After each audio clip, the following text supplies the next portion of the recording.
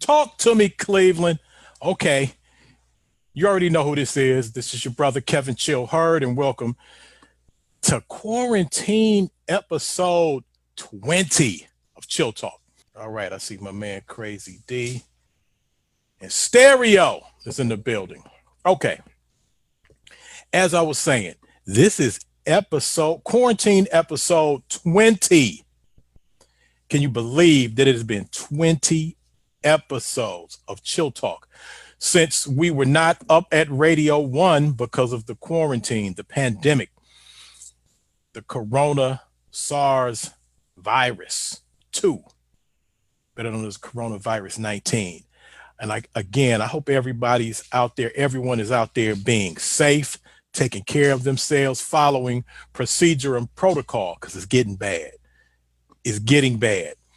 So you already know what we have to do. First of all, we support the people that support us. And if you're on right now, share. I'll say that a couple of more times. But again, if you want a free roof inspection, you should already know what to do by now. Call my man up at Iman Roofing Company at imanroofing.com for a free roof inspection. It's only free if you tell them that you heard about this from Chill Talk. So you, again, people in, and this is for people in northeastern Ohio, in the greater Cleveland area, you know how the weather is. You know how it can get. It can rain, it can snow, it can sleet, it can hail, it freeze, then it defrost. Okay, shout out to my special coach Chiefs. It can freeze and defrost, rain, wind or blow the parts of your roof off. Anyway, you don't have to worry about that because you can get a free roofing inspection by hitting up my man at imanroofing.com or give him a call at 216-678-9445. And in the instance that you actually do need roofing repairs, a patch job, a couple of shingles, or a whole roof, my man at Iman Roofing said that he will work with whatever type of insurance that you have covering your home that will cover the roof. Okay, don't try to get your roof fixed for the free with some insurance on your roller skates. No, make sure that you have some type of homeowners. He said he will work with you and do his best. If you say you heard about this from Chill Talk, to make sure you don't have to come out your pocket at all for a new roof. Okay. Also, and again, make sure you share this. Also, we get the book. You already know the book that we repping, Spears of the Mossy. You already see it, Spears of the Mossy, by the Kofi Pi Psi research team. Those are our brothers. A historical survey of the minds of African warrior scholars, volume 1. Spears up. Spears up. And the word, I already got the advanced word, that volume 2.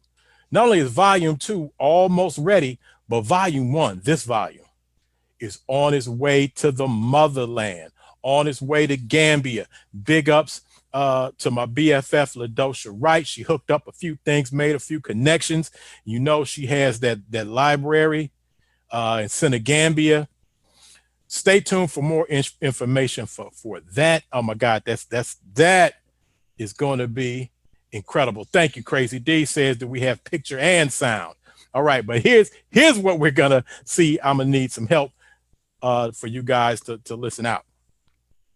As you know, and if you've seen the flyers, I did a chill announcement. We are honoring a giant. We recently lost a giant in the community, in our national community. Congressman John Lewis. People know him as the dean of congressmen, the congressman from the state of Georgia, and a founding pioneering member of the Student Nonviolent Coordinating Committee, better known as SNCC. He was part of the march across the Edmund Pettus Bridge in Selma, Alabama, on that fateful day known as Bloody, that has become known in history, excuse me, as Bloody Sunday.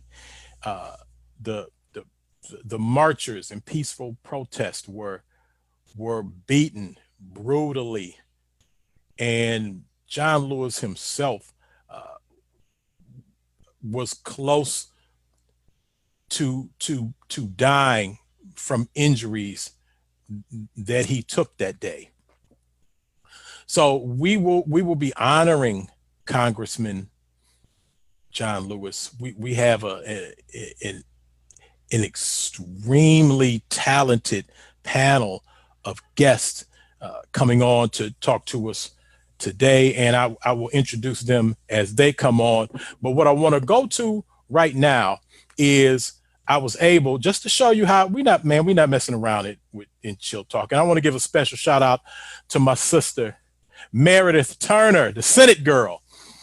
Big ups to my sis. And we have some other things that we're going to be doing with Meredith and the Sisters of Delta Sigma Theta and all of the people that they contacted to collaborate with. But in reaching out for people who had known, who had met, who had been influenced by, who knew of, who had honored, who his energy had reached out to, whether they knew him personally or they had anecdotes about him or they saw him as a mentor. I just wanted to see who I could get that could talk about Congressman. And just to let you know what kind of reach we have at Chill Talk, I reached all the way to Capitol Hill. Yes, I was able to do a brief interview, about a 10-minute interview with United States Senator Mr. Sherrod Brown, Senator of the great state of Ohio. And certainly as a journalist, I've talked to Senator Brown quite a few times, but anytime you get a chance to talk to your own state senator, especially a gentleman such as Sherrod Brown, it's always it's a good thing to be able to reach out and contact in dialogue with your own state senator. So what we're gonna do, Crazy D, stand by for this one, bro.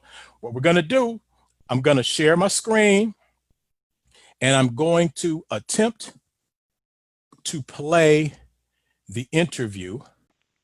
Hi, Senator Brown. Yes, sir. How is it going, sir? It's going all right. Look forward to doing this today. Thanks for working with us. Appreciate it.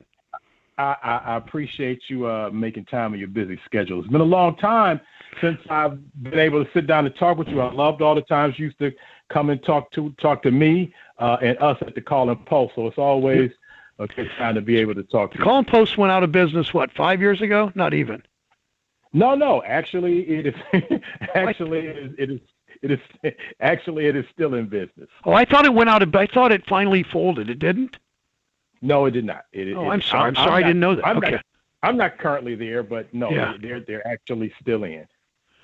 Okay, I don't know why I thought that. Then I'm sorry. Sorry about that. But yeah, well, probably once Connie Harper passed, you figured that was it. Well, yeah, Connie Harper really held things together, didn't she? She was really something. She certainly did. Definitely my mentor. So, and we miss her deeply. But I know you are a busy man. Well, really quick, how is your wife doing? How's Connie? She's good. She's doing really well. Thanks for asking.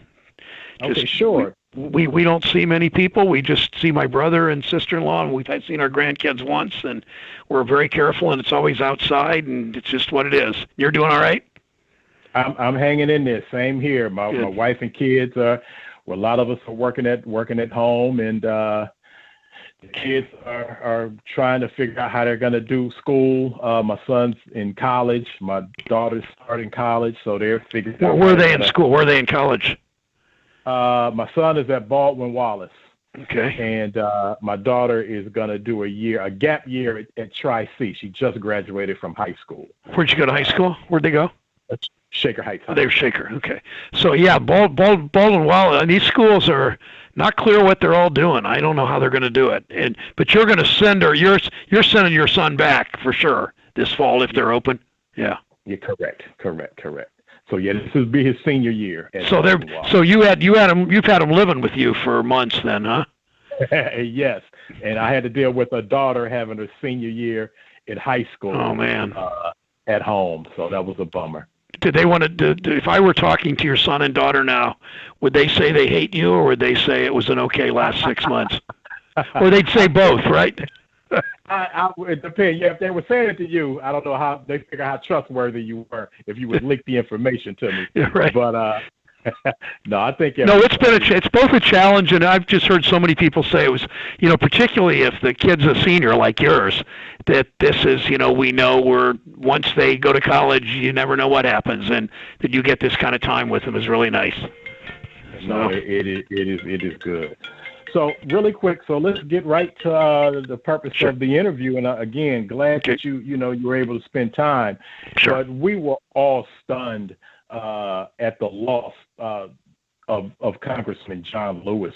And I've heard you, especially in some tweets that I've seen, refer to him as the conscience of the Congress. Can you explain what you mean by that? Yeah, there was nobody in Congress that I've ever seen, that I could ever even read about before I came, that people looked to as such a moral giant as John Lewis. I mean, he first of all, forget the heroism in the civil rights movement and the courage. Just as a human being, just the generosity and kindness. He had time for everybody. He could forgive his enemies, including people that had spat on him and beat him up when he was in the civil rights movement. He had a kindness to him and a way with.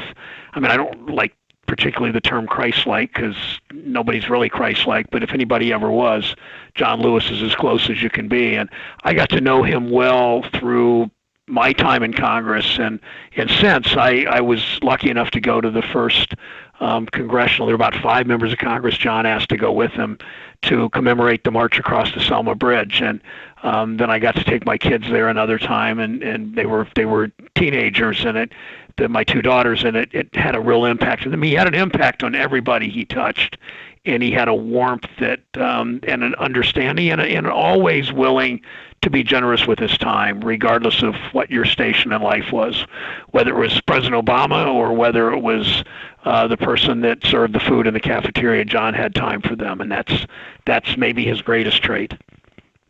Well, and now you brought up that you got a chance to go across, to make that journey across the Edmund Pettus Bridge. Now, I understand that you're saying that John Lewis was with you? Yeah, John began in John every year went to did a commemoration at the Edmund Pettus Bridge, small commemoration, mostly probably with his friends in the first years. But in 1998, on the 33rd anniversary of the crossing, when John was beaten and so many others were, John almost to the end of his life, I mean, almost beaten, that he was almost killed. John began to bring members of Congress there through a group called Faith in Politics, and I was in the first group of about 5 members of Congress that walked across the bridge. But way more than that, even we went to Birmingham. We went to the Brown Chapel, which is where the young demonstrators, the students mostly, they were called the Children of Selma in 1965, met at Brown Chapel before they crossed the bridge. But John also took us to Montgomery and Birmingham and to civil rights sites there, and spent 3 days, just 2.5 days, I guess, just talking about what he had done and what others had done. And Reverend Shuttlesworth from Cincinnati, who was in Alabama at the time, was there. One of these years, a number of Mr. Lawson was there one year, a number of other luminaries, stars, heroes of the civil rights movement, men and women were there. Diane Nash, I think, went one year. So I've had that opportunity to up close with John to see his incredible generosity of spirit. Well, and you know what? I mean, a lot of us, especially our kids coming up, they read about these things. Hopefully they read about these things as a part of history.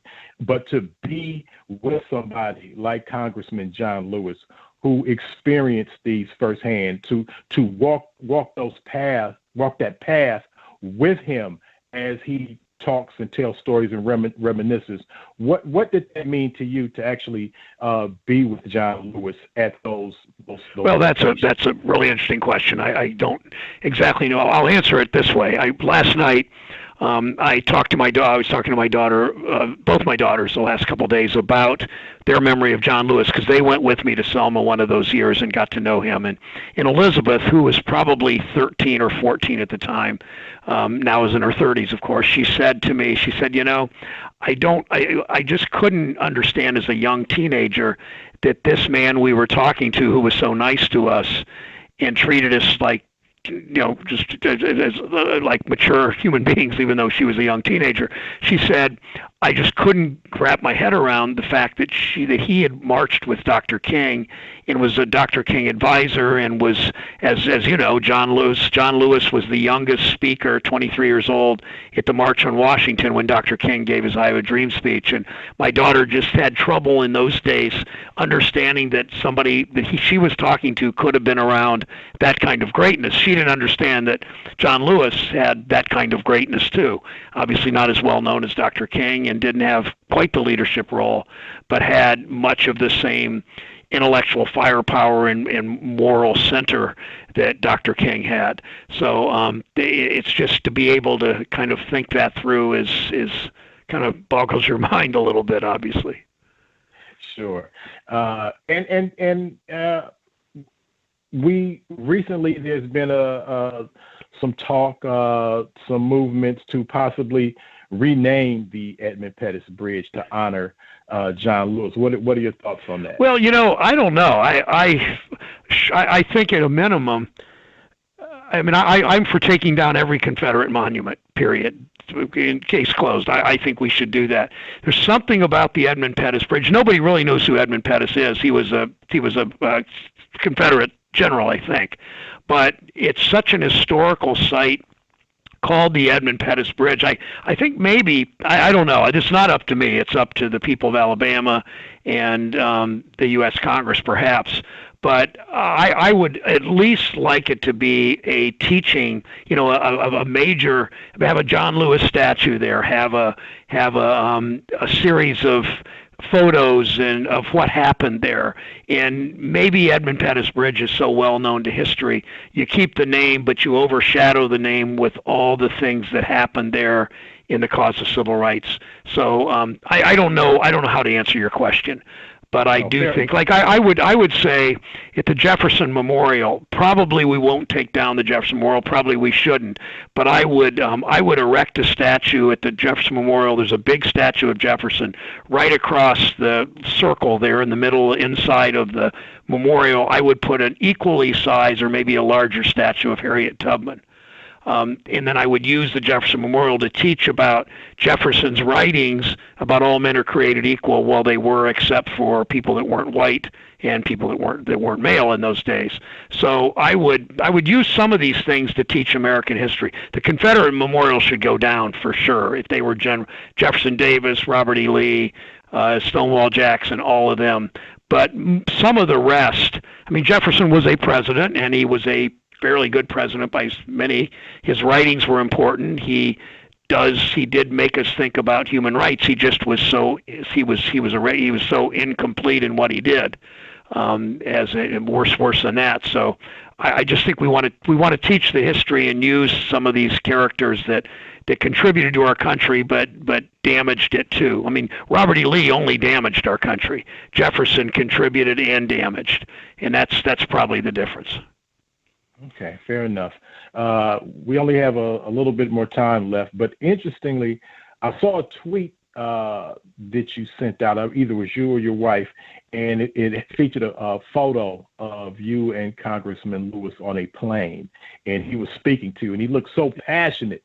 Whatever he was saying or explaining to you, do you remember I can tell you exactly what he was telling me. Yep, I know the photo, and I remember the conversation. I don't always remember 5 years ago. This was 2015. I was the co-chair with Tim Scott, a Republican from South Carolina, African-American senator, and John Lewis and I were the three co-chairs of the pilgrimage to Selma that year. We took 100 members of the House and Senate to Selma, and we took a plane where most of the members came on the plane. Some met us, I guess, I don't know.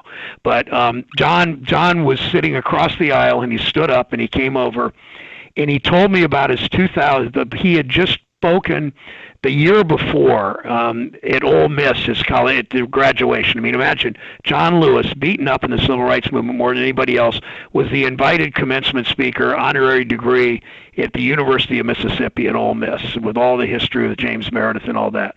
So John was telling me the first time I heard him say in his speech, "Make trouble, make good necessary trouble." And I use that in speech after speech after speech. So that's when the reason that moment matters so much to me is I used what he told me then, I used in speeches ever since. When his parents and his grandparents said, "Don't make trouble, stay quiet, don't ask questions, don't make trouble." And then he met Rosa Parks, then he met Dr. King as a teenager still, and they said, "No, John, make trouble, make good necessary trouble." So that's often how I end my speeches, quoting from John Lewis from his trip from that plane, but he was telling me about his speech a year earlier. Excellent. In respect of your time, thank you. Thank you for letting me talk about this. I just love talking about this and bringing back these memories. Thanks for giving me that chance. Well, thank you, and hopefully I get a chance to talk to you again. Okay, we'll do it.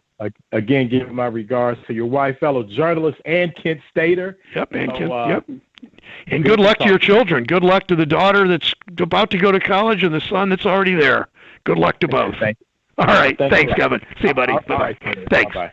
So what we're going to do now, we are being joined by a few people that we have with us. My brother, Hall of Fame, Press Club Hall of Fame, news anchor, Harry Boomer, Press Club Hall of Famer, anchor, WOIO, my mentor as a member of the Greater Cleveland Association of Black Journalists, which I have the honor of serving currently as its president, but certainly and doing a great job at it. Thank you, sir. Harry Boomer has been a mentor, a friend, the immediate past president, an ambassador for the Greater Cleveland Association of Black Journalists, the man that I lean on to say, "Harry, what in the world am I doing?" You've been doing a great job, and you have found your way without any hesitation, brother. I'm proud of the work you're doing, and you're representing, as they say.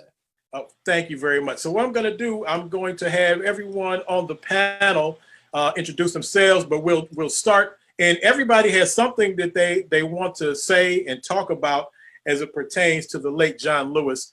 But real quick, just so people know who we have on the panel, Brother Boomer, since we opened the mic with you first, please introduce yourselves to our audience. Well, thank you, sir, and thank you for having me on ChillTalk. I appreciate the opportunity to speak with your audience and to share this time with you about one of the greatest civil rights leaders we have known in our lifetime and in history. I am an anchor reporter at channels 19 and 43. I'm coming up on 50 years in broadcasting. Nobody has been at the station longer on air at those two TV stations than I have. I'm very proud of that accomplishment. Every day that I stay, I make a little bit more history. And it's because Cleveland has glommed onto me and said, "We like what you do and we care about what you do." And I appreciate the fact that Cleveland is in my corner, because I'm all for Cleveland. I live in Cleveland, moved here about 16 years ago, right in the middle of Huff, and not far from the famed League Park, where the Negro Leagues play their World Series, where the Indians used to play. Hopefully that name will change fairly soon, where the Browns played, and where Babe Ruth hit his 500th home run. You know, I tell people all the time that the money I make afforded me the opportunity to buy this house in Huff.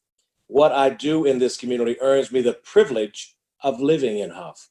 And I think that's kind of the spirit that Congressman John Lewis had as well, that you have to earn the right to do what you do. It is not given.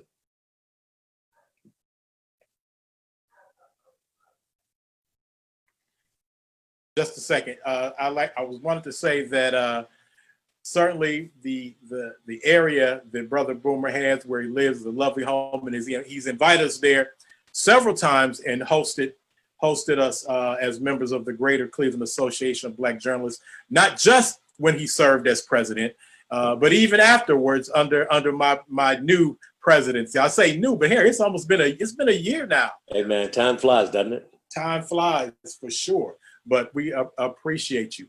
I'd like to move to Dr. Lathardus Goggins. Dr. Goggins by no means is a stranger to Chill Talk. Anytime that I've needed him to come on to lend his expertise, any information that he may have on a subject, he has not hesitated in doing so. Dr. Goggins, welcome to Chill Talk, and please reintroduce yourself to our audience. Sure. Thank you for having me, MC Chill, as if I first knew you, and always appreciate it. Always appreciate the opportunity to come and share. My name is Lathardus Goggins II. I'm a longtime resident here in Akron, Ohio. I've been an active person in the community in Northeast Ohio. I work with the Cleveland School District currently as a HumanWare partner specializing in social emotional learning. And so I've gotten a chance to be more a part of the Cleveland area over the last 3 or 4 years now. But my background is largely in understanding identity development and its impact on achievement. I'm an author of books and a scholar in achievement, identity development. And one of the things that I have been privileged to do, in large part by the work of my parents, is to travel and have opportunities to see where history is made. And so I've had a chance to walk in the places where John Lewis has walked and learn about his life. And I've tried to inspire particularly my children by taking them in places where John Lewis has been. And so I hope to be able to share some perspective on that and ways in which I think the memory and the work and the efforts of John Lewis has impacted our lives today. All right, brother Goggins, I appreciate that. And always, you can always trust a man with books in the background. If you see books, a lot of books in the background, you always know that's a good man. I see. I learned. All right. What we're gonna do? My brother Kevin Myles, also no stranger to Chill Talk. He's and a very busy man, especially now. What his duties entail, the area that he serves, the area that he lives, and again, anytime, just as Dr. Goggins said, I remember you as MC Chill. Although this brother, and he'll tell you, but he is a high-ranking official in the NAACP, and they know him in the NAACP as Regional Director Kevin Myles. But in this area, in Cleveland, we know him as a pioneering, very talented rapper, dope MC, Shakespeare. That ever did it. One of the greatest that ever did it, man. I'm telling you, stupid styling and everybody doesn't like something. Yeah. Is a classic. Yeah, I am a Cleveland native. Grew up right over in Warrensville, but I do count myself very blessed. Now I work for the NAACP National Office. I am headquartered here in Atlanta, Georgia, As the Southeast Regional Director, I oversee all of the states in the Southeast. I also oversee the states in the Midwest. So right now I oversee about 17 states for the NAACP and a little bit over half of the national membership. I've lived here in Atlanta for about 10 years, the first 9 of which John Lewis was my congressman. You know, I lived in his district, and I will tell you some stories a little bit later because I've had an opportunity to talk with John Lewis and meet with John Lewis on many occasions. Just a beautiful brother. And it has been just nothing but a blessing to be here, to be able to be here and do this work, and to have access to the leaders who have done the work, like John Lewis, like C.T. Vivian, who we just had a memorial service for earlier today, like Reverend Joseph Lowry, who recently passed, but all the way up until a year or so before his passing, he was still having meetings every Tuesday. And every Tuesday after the meetings, we would go over to Busy Bees and have lunch because they served neck bones on the menu. And he liked to go in there and get his neck bones on Tuesdays. But it's been nothing but a blessing. And you know, Chill, anytime you ask me to come on, brother, you know I'm here. I appreciate that very much. And now we're going to go.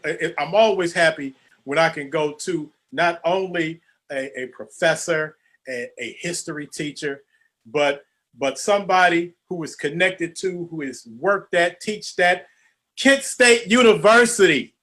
So, and this is his first time on Chill Talk. So I'd like to welcome Dr. Leonne Hudson to Chill Talk. Welcome, sir. Glad to have you. Thank you. And of course, I'm happy to be here. And good evening to my fellow panelists. Of course, MC, I remembered when you arrived at Kent State University a few years ago.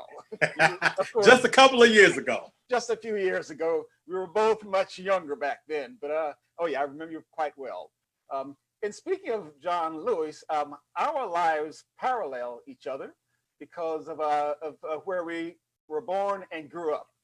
He grew up in Alabama, and I grew up in a state a little north of Alabama, South Carolina.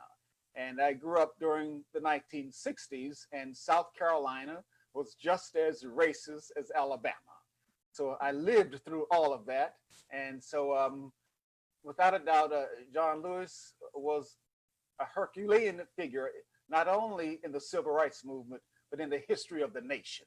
And we do not want to minimize his achievements and limit his achievements just to that movement. He was greater and more influential than just that movement. So yeah, I'm glad to be here, and I'm looking forward to the discussion we will have throughout the evening. Thank you, Dr. Hudson. And it is our pleasure to be joined by Alicia Reece. Alicia Reece she's done so many incredible things as a servant to the community, to the city, to the state of Ohio, that her positions and things would be too numerous for me to name.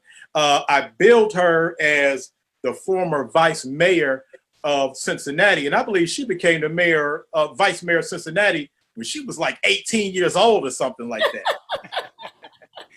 But also, she currently is a candidate, and I've had the opportunity to talk with her, to interview with her. I consider she and I friends. So Alicia Reece, please introduce yourself to our Chill Talk audience and let the people know who you are and kind of the things that you have done. First of all, hello to everyone. I'm happy to be among this distinguished panel and to be with you today. I finally made your show, and I appreciate all the times you have written and chronicled my history, and I really appreciate that. But I'm excited to be here today. My name is Alicia Reece.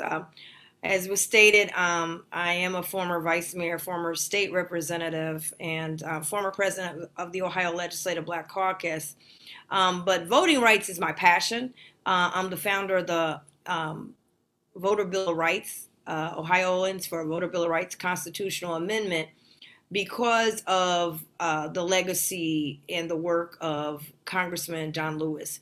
And I have been very honored and blessed to be in the room with him and to be in his presence so many times in my life. I got a chance to, as he was leading the march in Selma on Bloody Sunday anniversary, I had a chance to be able to march with him, to go across the Edmund Pettus Bridge for the first time in my life. I only had read about it.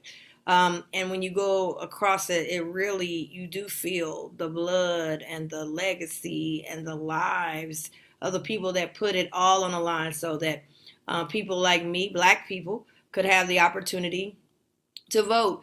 And then I had an opportunity to briefly talk with him about the Voter Bill of Rights because we were both at the 50th anniversary of the March on Washington. He was one of the speakers and I was one, and I was just amazed to be able to be sharing any type of stage with him.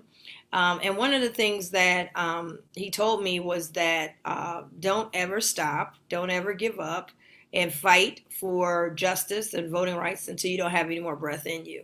And that's exactly what he did. So he was in Cincinnati. I had a chance to introduce him at a church here at the Reverend Fred Shuttlesworth's old church. Okay, now hold on, Alicia. Now, I want to be able to come back to you. Okay, that's it. I didn't know where we were in the program. To get some personal anecdotes. It's emotional, I tell you. It's emotional. Really quick, though, you are a candidate. Could you go back over that again? Yeah, I guess I glanced over the most important thing. I am in the middle of a campaign.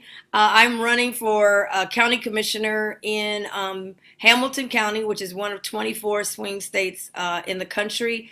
And I just came out of a very tough primary. We were able to win with the pandemic behind us, with the election being postponed, and an opponent that had over 600,000.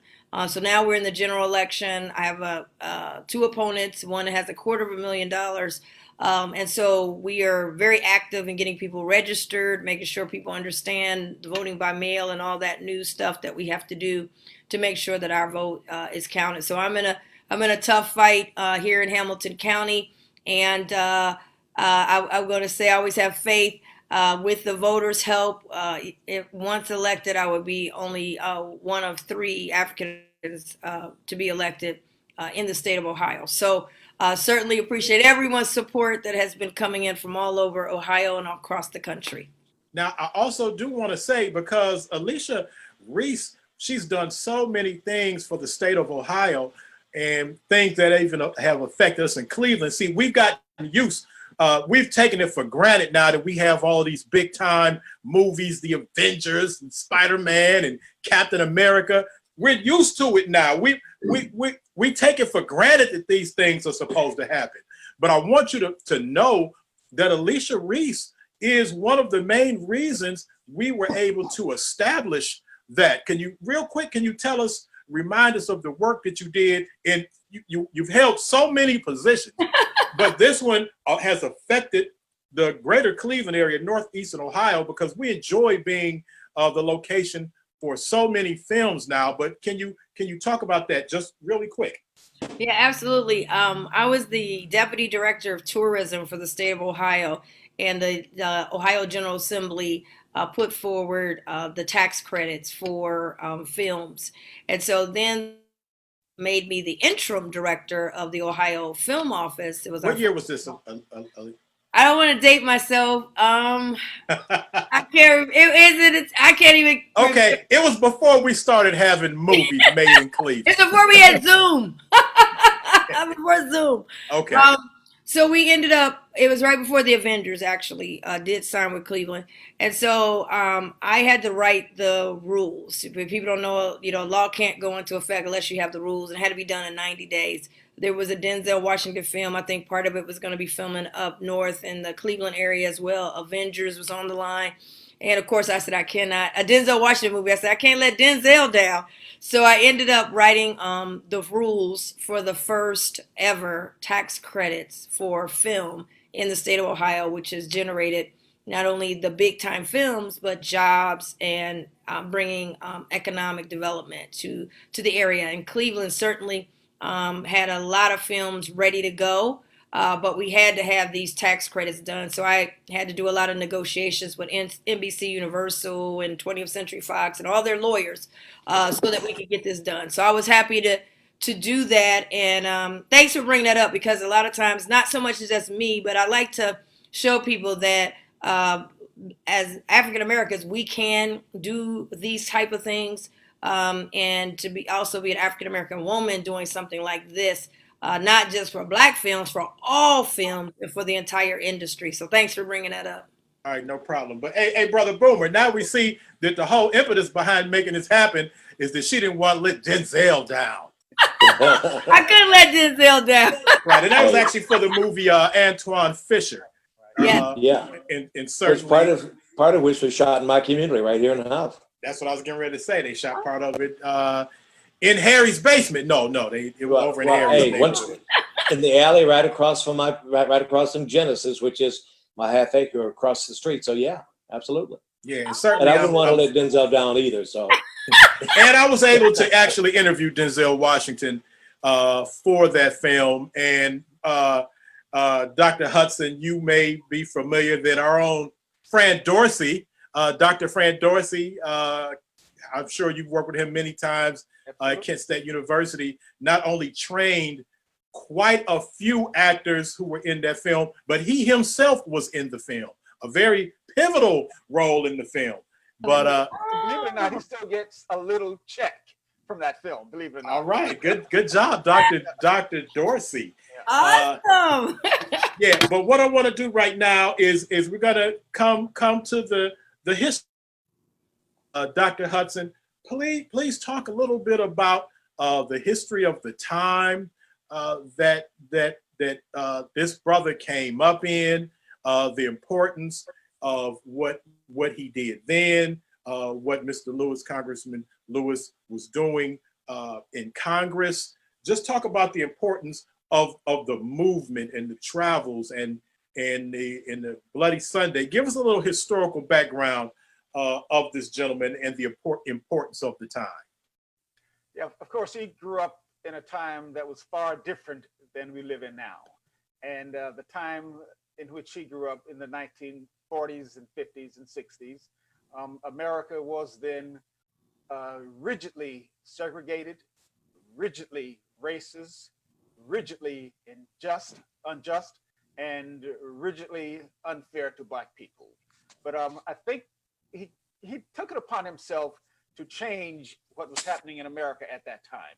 He saw the injustice, he saw the oppression, he saw that people were downtrodden, and he decided that he would do something about it. It's amazing what can happen when one person decides to do something about something that is unfair or unjust. And that was Lewis. Keep in mind that he was very young when he embarked on this journey to help those who were downtrodden and oppressed. And he was, of course, a student at Fisk University. He grew up the son of sharecroppers, which means that they were very, very poor. But he did not let poverty stop him. He had a vision, and he probably had a dream before Martin Luther King had his dream. And his dream was to get out of Troy and spread his influence throughout the South. So he was indeed, without a doubt, an influential person throughout the South, and he attacked racism where it was, in the streets, in the restaurants, in the schools, in the churches, in the movie theaters, wherever he saw an injustice, he was determined to do something about it. And he indeed made a difference. And like I said earlier, before Alicia joined us, our lives parallel each other, because I grew up in the low country of South Carolina. Some of you have probably been to Myrtle Beach. I grew up a stone's throw from Myrtle Beach. And Myrtle Beach was just as racist as it could be in the 1960s. When I grew up in Myrtle Beach, for example, they had what was called Atlantic Beach for Black people, and of course, Myrtle Beach for the whites. And what they did, they ran a picket fence into the Atlantic Ocean to separate the beaches. Black people had theirs, whites had theirs, and this picket fence separated us. Of course, it couldn't hold back the water, but it was symbolic. And that's the life that I grew up in South Carolina in the 1960s. So I appreciate everything that that John Lewis did. And what I admire most about him was his faith, and he was without a doubt an extremely brave and courageous man. He had courage like you would not believe. And it was his faith and courage that led him to that bridge that Sunday morning in Selma in 1965. And it was his faith and courage that sustained him throughout the years. And throughout the 60s, 70s, 80s, and on through to 2020, we know that John Lewis was a Herculean figure in the American Civil Rights Movement, and he was influential to the nation at large. He made a difference, and we should all be happy about that. All right, thank you, Dr. Hudson. Very, very well said. Now, I want to go to Dr. Goggins.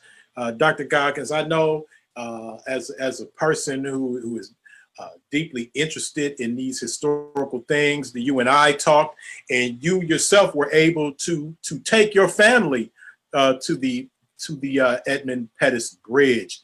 Can you give me a little background on your interest in the life of John Lewis, and what led you to not only go to that bridge where Bloody Sunday took place, but to take your family there? Why was that important to you?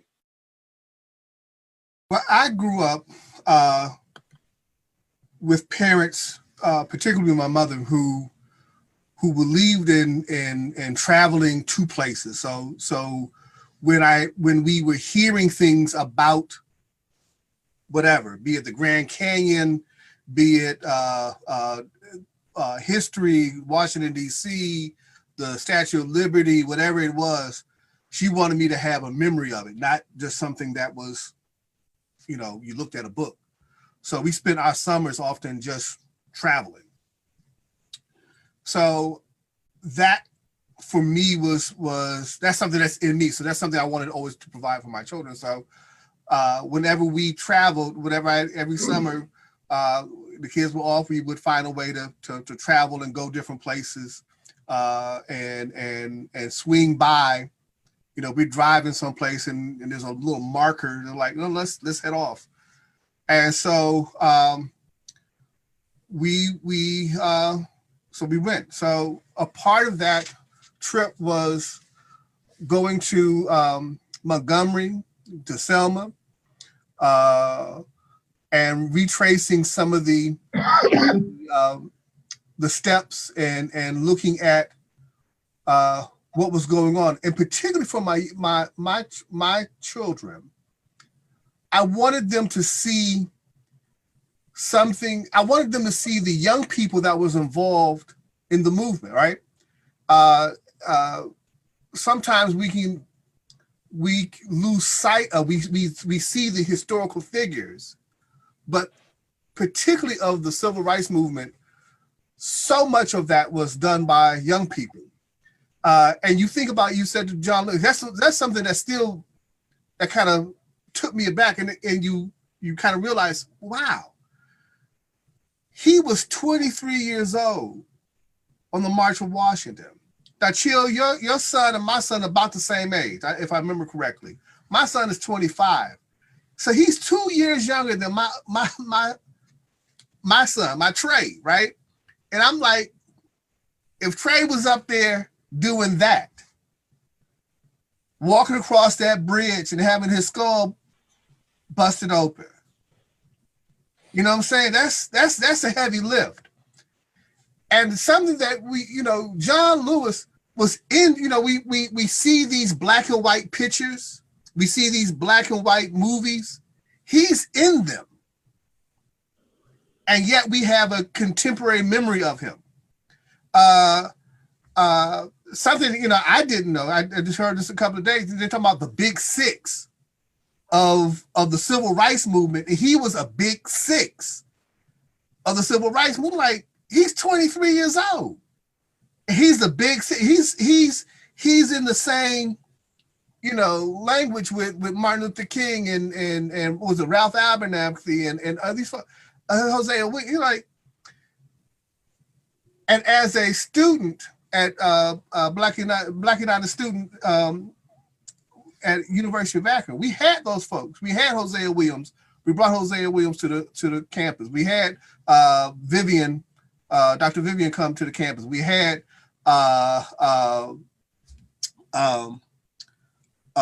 Julian Bond come to the campus. We had Joseph Lowry. I love Joseph Lowry. Cool, smooth old brother. Back in the day, he just smooth. But we had those folks, and it's like, wow, John Lewis was with that group. He was with that iconic group, and yet he was still very contemporary. And he was contemporary enough that he was active in a part of our lives in ways that I think we can lose sight when we look at those old pictures of these old icons that seem so distant from us in sometimes as, that history then, but he's a contemporary with us as well, and had such a great impact on laws that are, we think about the, Obamacare. He provided some of that, as they say, moral conscience of the Congress to get that kind of thing done. The moral to speak to this idea that, hey, just anything out your mouth, this is not right, and that bravery, moral clarity, he was still doing that.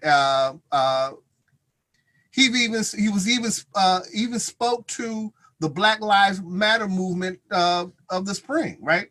So he provided some wisdom and guidance and moral clarity to that movement even now. And so with all of that, I just found it was very important. I've been inspired by his life, and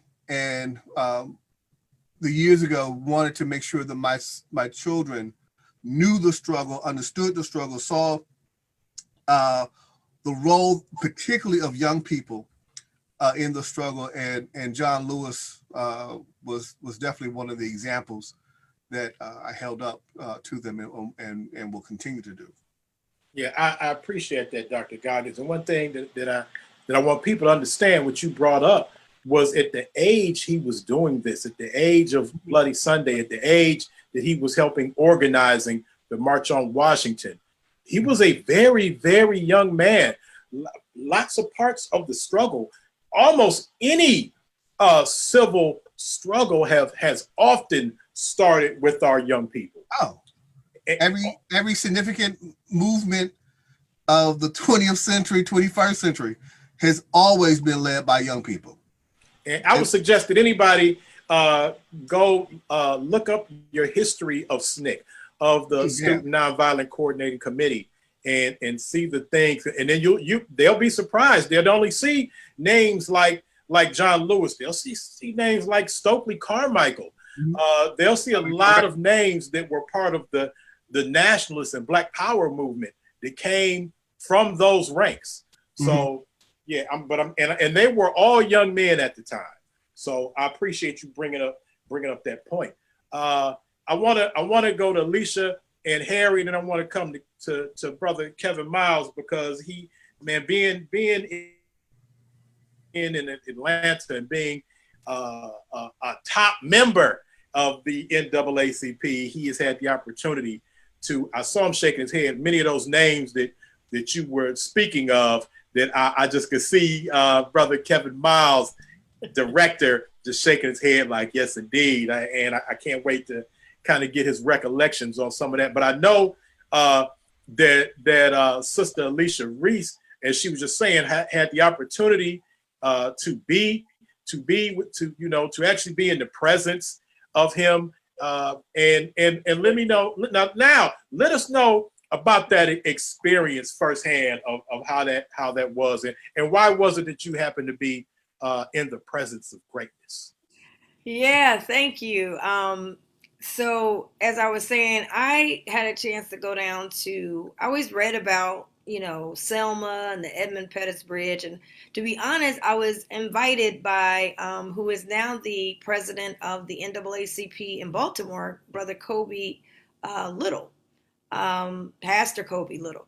And he and I were friends, and he invited me down, and it was the anniversary, and I had done a lot of work in voting rights. He knew voting had been my passion ever since college down at State University.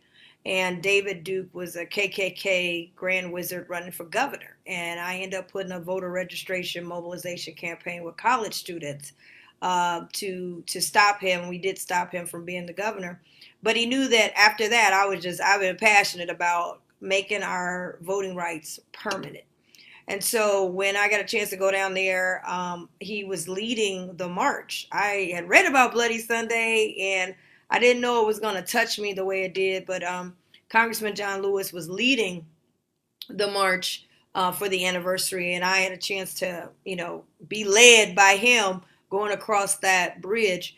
And then back in, we had the 50th anniversary of the March on Washington.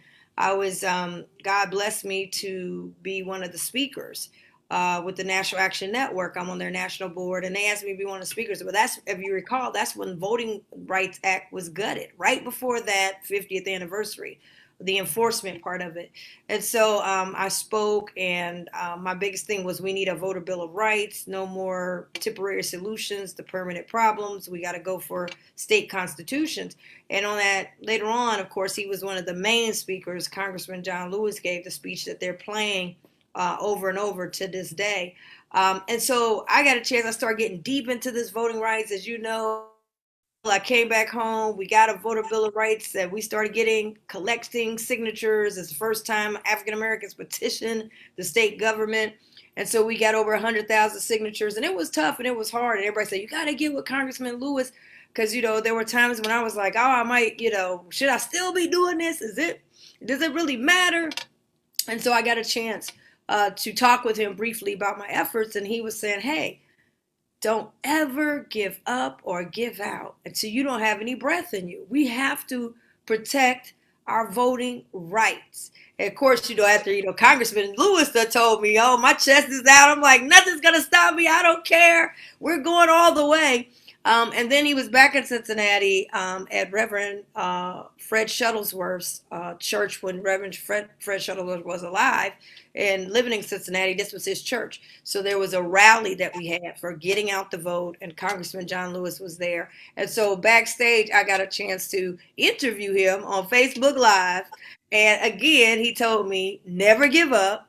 I said, what message do you have for the people? He says, never give up, never give out until you don't have any breath left in you.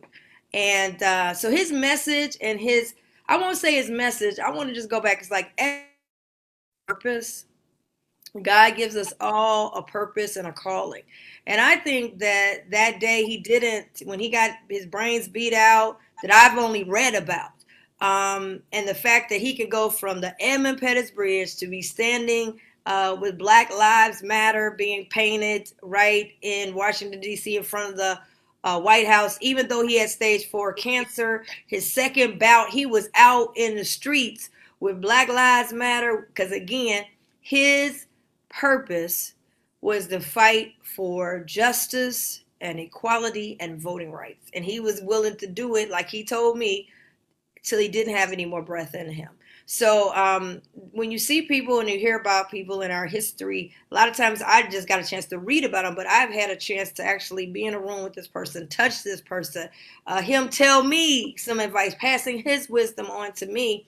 And I just think after that, one of my biggest things was, everybody's put, RIP, he can't have peace until we have justice. He won't have peace. He won't have peace until we have voting rights. And I tell people all the time, don't give me a like for John Lewis. What you can do is make sure you're registered and go register some people. Because if he was here today, he would be registering people. If he was here today, he would be saying get out and vote. If he was here on election day, he would be getting people out to the polls. So if we want to honor him, we honor him with John Lewis Day at the ballot box.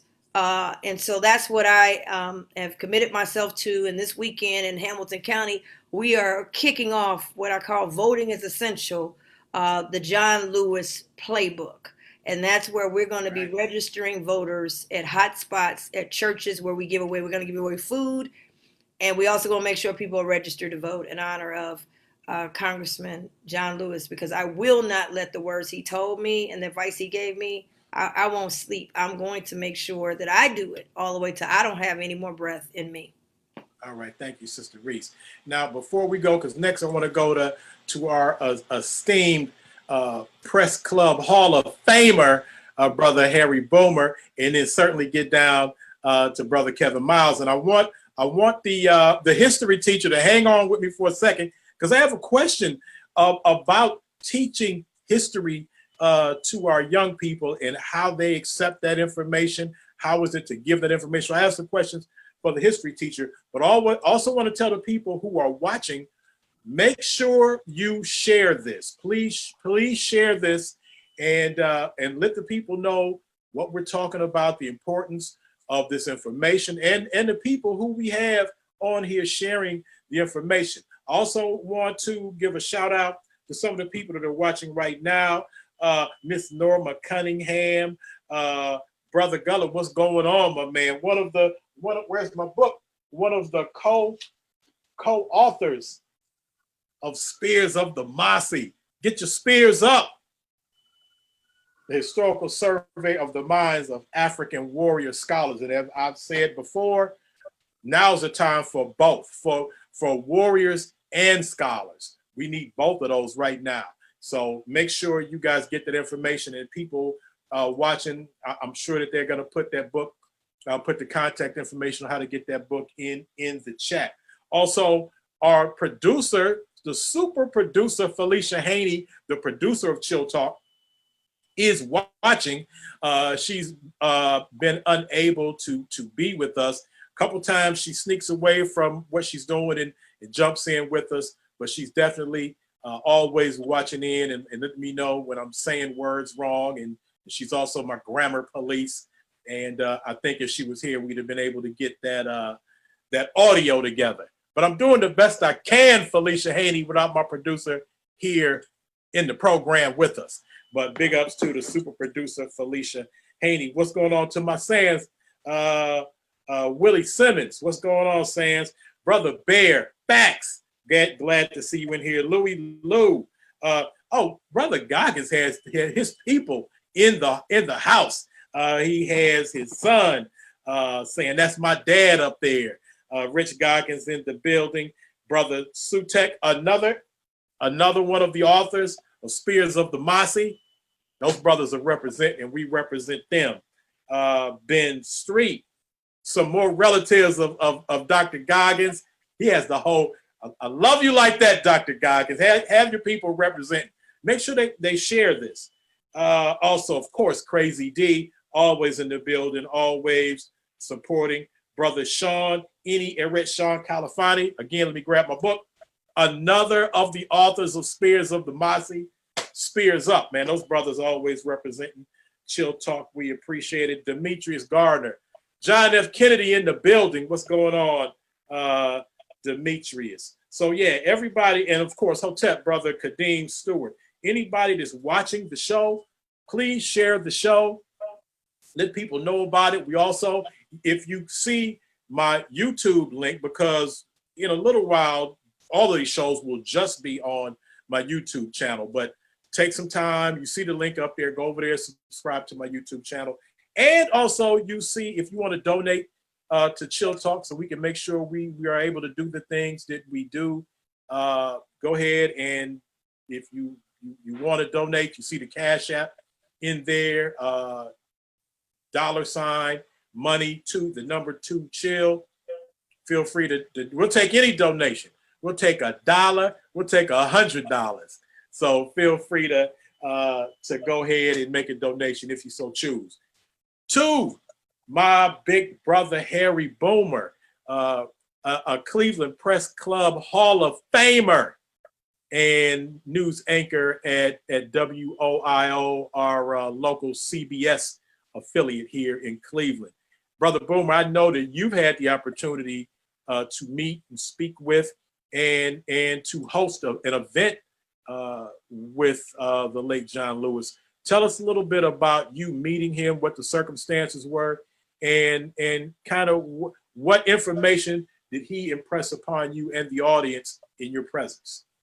Well, thank you again for allowing me the opportunity to speak about a man that history remembers and remembers fondly and for great reasons, not just one, but for so many reasons. He was in town in 2011. He was at the Renaissance Hotel here to speak to the Legal Aid Society, which defends folk who can't afford to be defended out of pocket for home foreclosure, for divorce, domestic violence, and that kind of thing. Still always in the fight.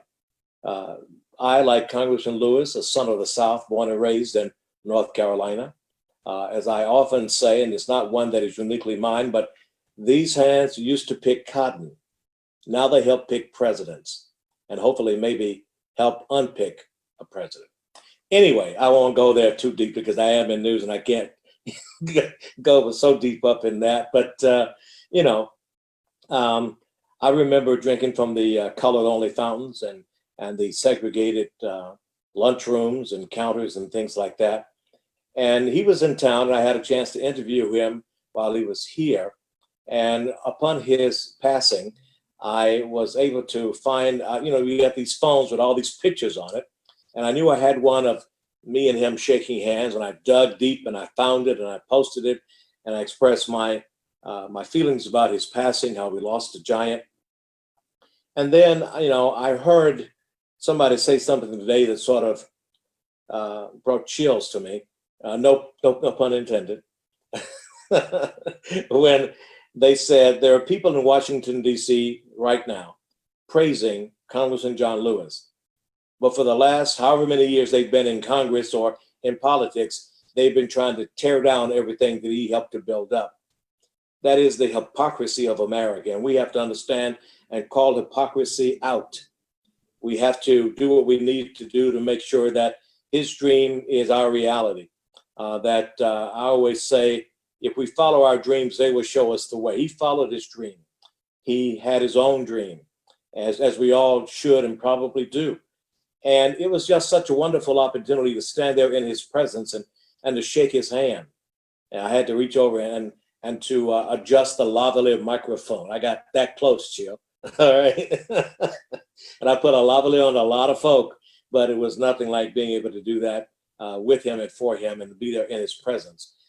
Very quiet, unassuming brother until he started to speak. And then you could feel the power, the fire, and the brimstone of his message. Very powerful words that resonate even today when he says, get in good trouble. Don't stop, don't ever quit, don't ever give up. That's the kind of message that sustained him for his 50-plus year battle, as he started out as a very young man, as the boy from Troy, as Dr. King used to always call it. It was the kind of fire in him that illuminated us and our sensibilities toward fighting for justice and doing away with injustice, for doing what is right. And it is so oftentimes that we like to get on the shoulders of those. We often say we stand on the shoulders of giants. Well, Amelia Boynton, who was hand in hand with President Obama as they walked back across the Edmund Pettus Bridge on its 50th anniversary, said in an interview that I saw, "Get off my shoulders and go to work." I like that. Get off my shoulders and go to work. Too many of us like to live on the legacy and not go out and do the work. As they say, faith without deed is dead. And I want to make sure that his legacy and our dreams are alive as well. So, just in watching him over the decades, inspired me to do the kinds of things that I do. One of the things that, as a young boy growing up in North Carolina, that inspired me really to get into broadcasting was watching Senator Jesse Helms of North Carolina. He was a racist until the day he died. He used to come on WRAL in Raleigh, North Carolina. He was part owner of that. He had an editorial every week, a couple of times a week, and he was just as racist as George Wallace and Bull Connor and everybody else. And I said, I'm going to grow up, go to college, get in politics, get in broadcasting. I'm going to run and unseat him, and I'm going to do my own editorials. Well, I didn't get into politics, which have now oftentimes turned into politics.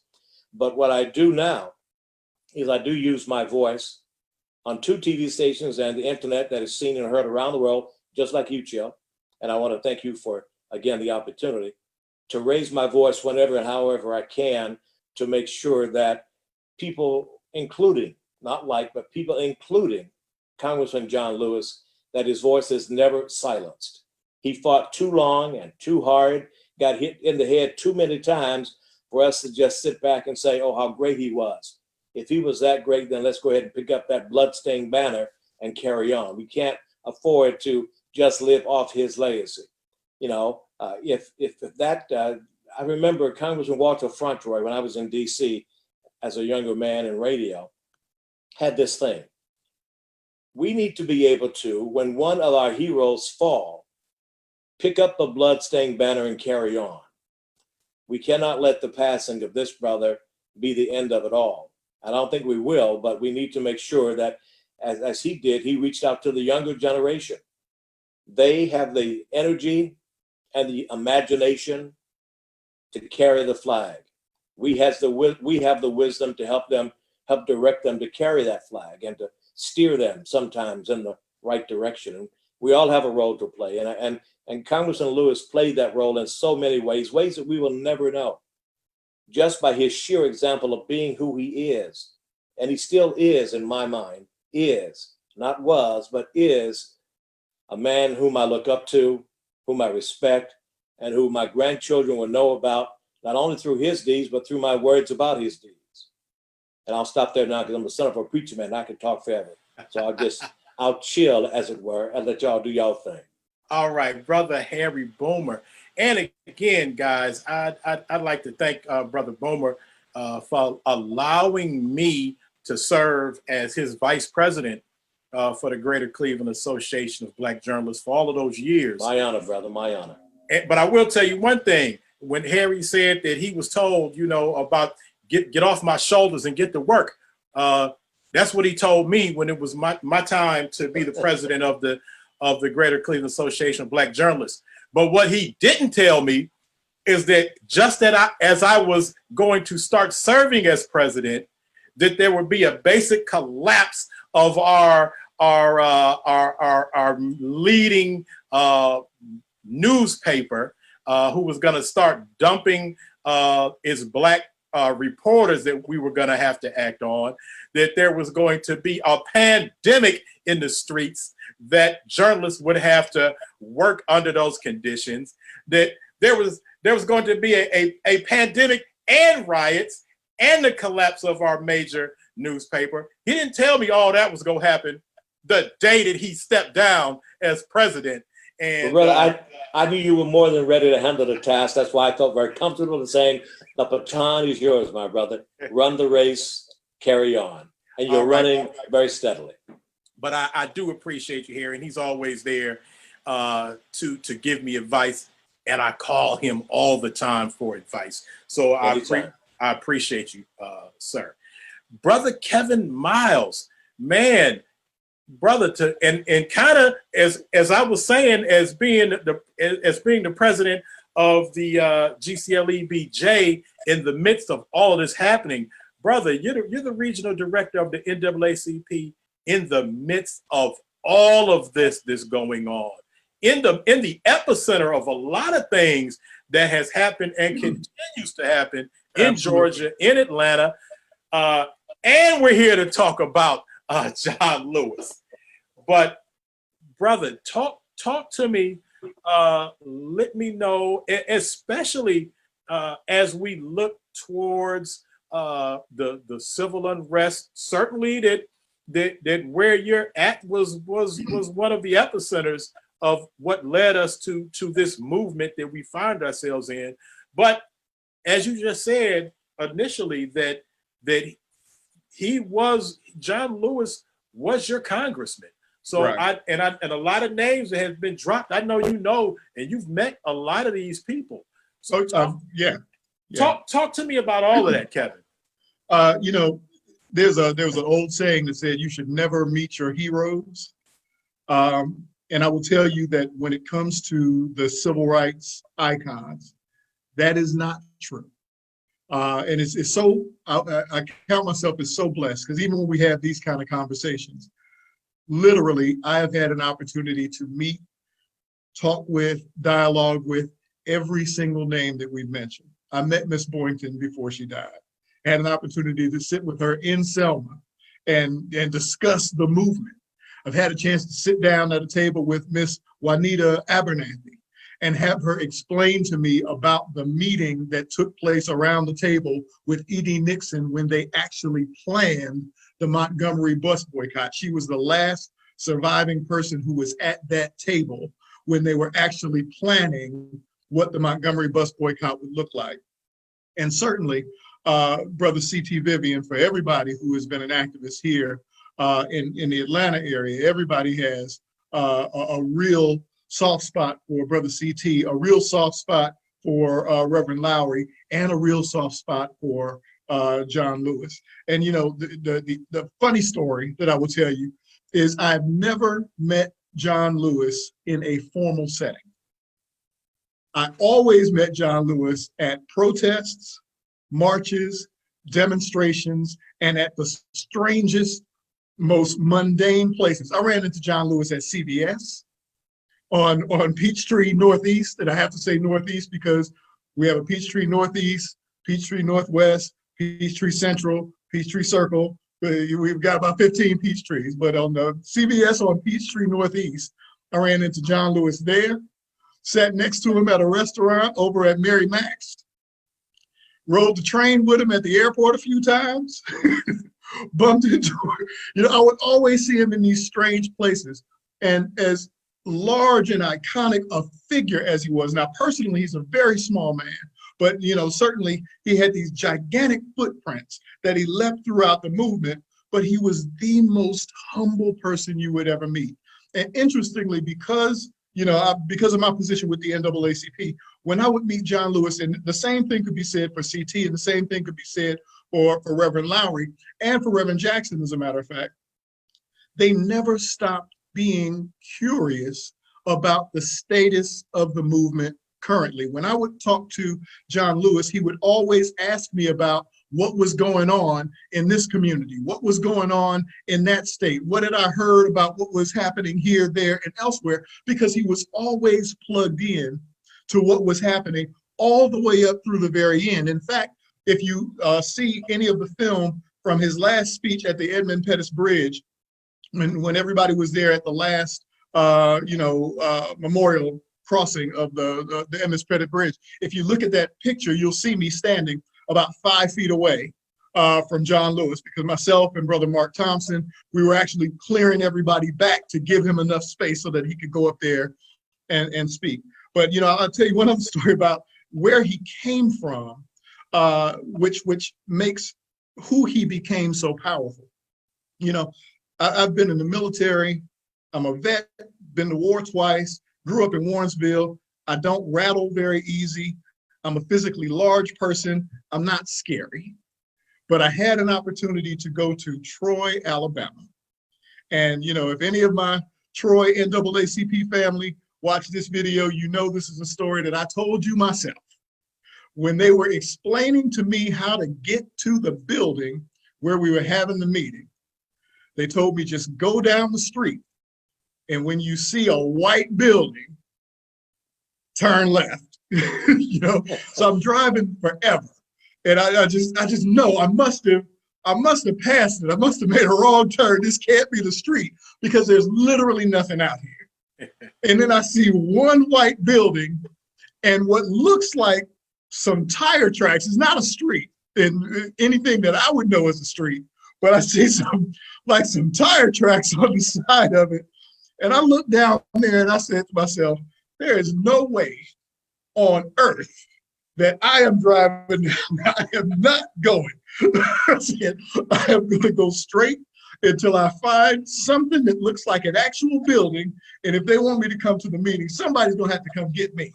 I'm riding in the car with a group of other people. But he came from that place and was able to transform not only his circumstances, but actually transform America through his personal courage, a courage that had to be forged living in a place like Troy. Because I can tell you, if you want to talk about places where you have to deal with systemic racism and just a legacy of of institutional racism in America, I would put that up against any place else as the most emblematic of one of those communities. But he was able, like I say, not only to transform his own circumstances, but to use that courage to transform America. And like I say, he was just the most humble spirit, most gentle brother. Every time I saw him, he would talk to me, and he and CT were the same in this respect. They were so friendly that it made me wonder,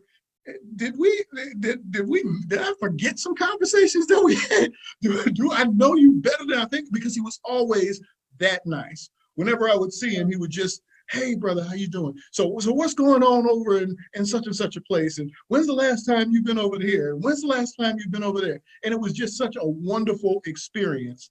But like I said, just throughout this whole conversation, every one of these names, to have had the opportunity to sit down with them, the civil rights community at a certain level becomes very, very small. And everybody kind of knows everybody. And it's just been the greatest blessing of my life, before all of these great icons have left, to have had an opportunity to really kind of sit down and talk shop about the nature of civil rights and the nature of change and how it works and how you build community. Brother Kevin, before we go to the history professor, I do want to ask you, brother, how you in Atlanta, you're in Georgia, a lot, like I just said, a lot of stuff is going on there. First of all, how are you doing? This morning. Okay, talk to me. How are you doing? How are things in Atlanta? It seems to be some dialogue about what you guys can and can't do per President Donald Trump, about what our guys are going to do or not do in Atlanta. And I'm sure if Portland and Chicago is on the list that the president intends on sending the troops down in camo and in unmarked gear and unmarked cars, I'm sure Atlanta can't be too far. I'm sure that's on your mind. But just the climate in the city where you're at, how's it going? How are you doing? How are your people? How are your constituents? Well, this is Atlanta, so we ready. I was this ain't no walk in the park. This is Atlanta. But we had a protest this morning about the fact that Mayor Bottoms mandated masks for the city of Atlanta. Now, she's not the only one. We have a lot of cities around here that have Black leadership, most of which have put in place mask mandates. But Governor Kemp decided that Mayor Keisha Lance Bottoms was the one he was going to single out, challenge in court. And because she has a national platform, he filed an injunction to say that she shouldn't be able to say anything or give any interviews or speak publicly. So we met, and some of our sisters, D. Dawkins Hagler, former Representative D. Dawkins Hagler, and Representative Sandra Scott started protesting in the Capitol 2 days ago. Today was the third day. So I went down with some more brothers, and we all had another protest calling on the governor, who was there, who we saw walking in and out of his office and peeping out the door to see if we were still standing outside, to say that, A, you need to come meet with us and you need to rescind this silly lawsuit, because you don't get to tell this Black woman that she's not allowed to speak about the safety of people in her own community. So we're going to go back tomorrow and the next day and the next day until the mayor comes out. But that's the beauty of Atlanta. I mean, this is the place that taught America how to protest. So as crazy as everything may look on the outside, on the inside, we have no shortage of powerful activists. I've been doing this work for 30 years. And so outside of Atlanta, I have a stature, I have a status. But inside of Atlanta, this place is Switzerland, because here we've got the most powerful activists from anywhere. I mean, just we're filled with these luminaries. And like I said, up until just a couple days ago, we still had CT, we still had John Lewis, we still had all of these people who were still active, who were accessible. That's the big thing. All of these civil rights icons have been accessible to all of the activists who are here on the ground. So yeah, things may look crazy on the outside, but when I say that, Atlanta is ready, we're ready. This is not the place to try that. So when Donald Trump wants to move around with his fake army and go into cities and lock up the fake Antifa protesters, real protesters do not move around with backpacks full of spray paint and flags and shields and logos. Nobody does that, but if he wants to, do his theatrics, this is not a place where that's going to work. Okay, and I do want to say that I'm so used to blaming President Trump for so many things. Certainly, when I was referencing the lawsuit, as you just said, that I can't put that one on him. That is on Governor Brian P. Kemp. So I just want to correct myself on that. But and I will say, and I will remind you, Brian Kemp, who is our governor when he was the Secretary of State, this is the same guy who strangely lost 40,000 Black people's voter registrations a couple election cycles ago. So we know who he is. And like I said, I told everybody down at the protest, I work for the NAACP. I can say what other people can't say, but we know who he is. And shame on him. And this is an act of political impotency, and it will not stand. All right, and I will say, I won't hesitate to say that Brian P. Kemp made me an honorary member of the state of Georgia. He may regret that. He may regret that, because I'm going to exercise my honorary citizenship and all the due rights as an ambassador of the state of Georgia and all those good things it says on that certificate that I was awarded. He may regret that, but he can't say that it's not official because it's from him. Right. So we'll deal with that. We'll cross that bridge when we get to it. But the history professor, as we sit here. Oh, and again, before I go to you again, everybody watching, please share this. And I do want to say, at some point, I guarantee you that I will get the words of our United States Senator Sherrod Brown and because I'm honored that he would take time out of his busy schedule to speak to me. And he, as you will hear, he has glowing things to say about John Lewis and his recollections and the importance and things that he personally said to him. So we will make sure, beyond a shadow of a doubt, to get that audio into this broadcast. But now, and everybody watching, please share. Let me see if we have any what new people that we have. Brother Rocky Williams. Yes, Rocky, what's going on? LaWanda says she's here supporting Mr. Kevin Myles. Brother Goggins is not the only one that brought his posse with him. But yeah, so when everybody watching, please share this. This is very important dialogue that's happening now. Dr. Hudson, in your time as a history professor, how, and as we've heard so many people say, talking about Congressman Lewis, we would see him currently. We would see him as Senator Sherrod Brown told me earlier today, as the conscience of Congress. That we currently saw him recently, but we do see him in those black and white photographs. And a lot of times when you teach history, it often seems, or at least it seems to seem, that this is something that may not be attainable or reachable, or perhaps more myth than reality, of things that may not have actually happened. When you talk to students, how do you go about teaching history as something that was living and that continues? And how do the students receive learning history? You have to unmute your mic, Dr. Hudson. There we go. Is that it? Yes, sir. Okay.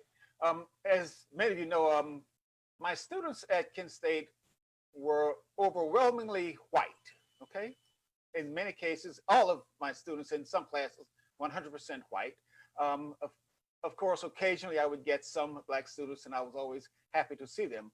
But what I found out, and I'll say a few words about African American history first. What I found out, black students did not know any more about African American history than the white students. So I had to educate both of them as I went through that my paradigm of teaching them. But what I do, I let them know that what happened during the 1960s was not ancient history. And to put that in context for them, I always tell them the last soldier who fought in the Civil War died in 1959. Okay, that's how recent this is. The last soldier who fought in the Civil War, a Confederate, died in 1959. So when we see these photographs, when we see these images, I let them know that this is not ancient history, but this is very recent. I always try to place it in context, what was happening at the time and place where these events took place, and to try to integrate our history into the history of the United States, that we were not separate from America, we were a part of America, and as a part of America, I let them know that we helped to make America what it is. America would not be what it is without the blood, sweat, and tears of Black people. And I always make it a case, regardless of where I start, and I teach mostly American history, and of course I don't start at Jamestown in 1619. I go years before that, but I always make it a point to integrate our history into the history of the United States. And I try to do it in such a seamless way that they get our history without me having to beat my chest or beat the drum that I'm speaking about a Black person. And I'm very careful to always bring in the fact that women, both Black and white, played a significant part in the history of the United States. And we know that without women, there probably would not have been a civil rights movement. The work behind the scene was done by women. Okay, the work behind the scene, they don't get the credit. No women spoke at the March on Washington. It was all men. Masculinity was on display. But women did the grunt work. They did the work behind the scenes to make all of this possible. And so I always make it a point to bring in the contributions of women, both Black and white, to the success and the achievements of our history. And students, they're sometimes they don't know what to make of me, because in many cases they had never had a Black teacher in life. And Dr. Hudson, real quick, put a pin on that. I'm gonna come right back to you. Remember that point, but I do want to tell Alicia Reece, because I know she has to go, and you just brought up the fact on women. So Alicia, if you can just hold on till Dr. Hudson makes this point, we'll let you close your portion out, okay? If you can hang with us that long. All right, Dr. Hudson, please continue. In many cases, I'm their first Black teacher, and those of us who are from Cleveland know that once you get west of the Cuyahoga River, it's very white, and many of them have had difficulty accepting me as a Black teacher because they had never seen a Black person in authority. They had never seen a Black teacher. They had gone through high school, and here this Black man walks into the room, and they don't know what to make of that. But I have a way of calming them, soothing them, making them feel comfortable, and then I go ahead to do what I do, which is to teach them the history of our nation, one that includes Black men, women, Native Americans, the downtrodden, and the oppressed. And I have my special way of doing that. And at the end of 15 or 16 weeks, they have a better understanding of what it was like to live in America in the context that we were speaking about. So I hope that they leave my class with a greater understanding of what it means to be an American. All right, we appreciate that, Dr. Hudson. And I want you to remember that point, Dr. Goggins, because I'm gonna come back to you and talk about your observation of students. But Sister Alicia Reece has to go, but I'm glad that Dr. Hudson brought up those points. And you yourself have have shattered and broken so many barriers as a woman and a Black woman in politics.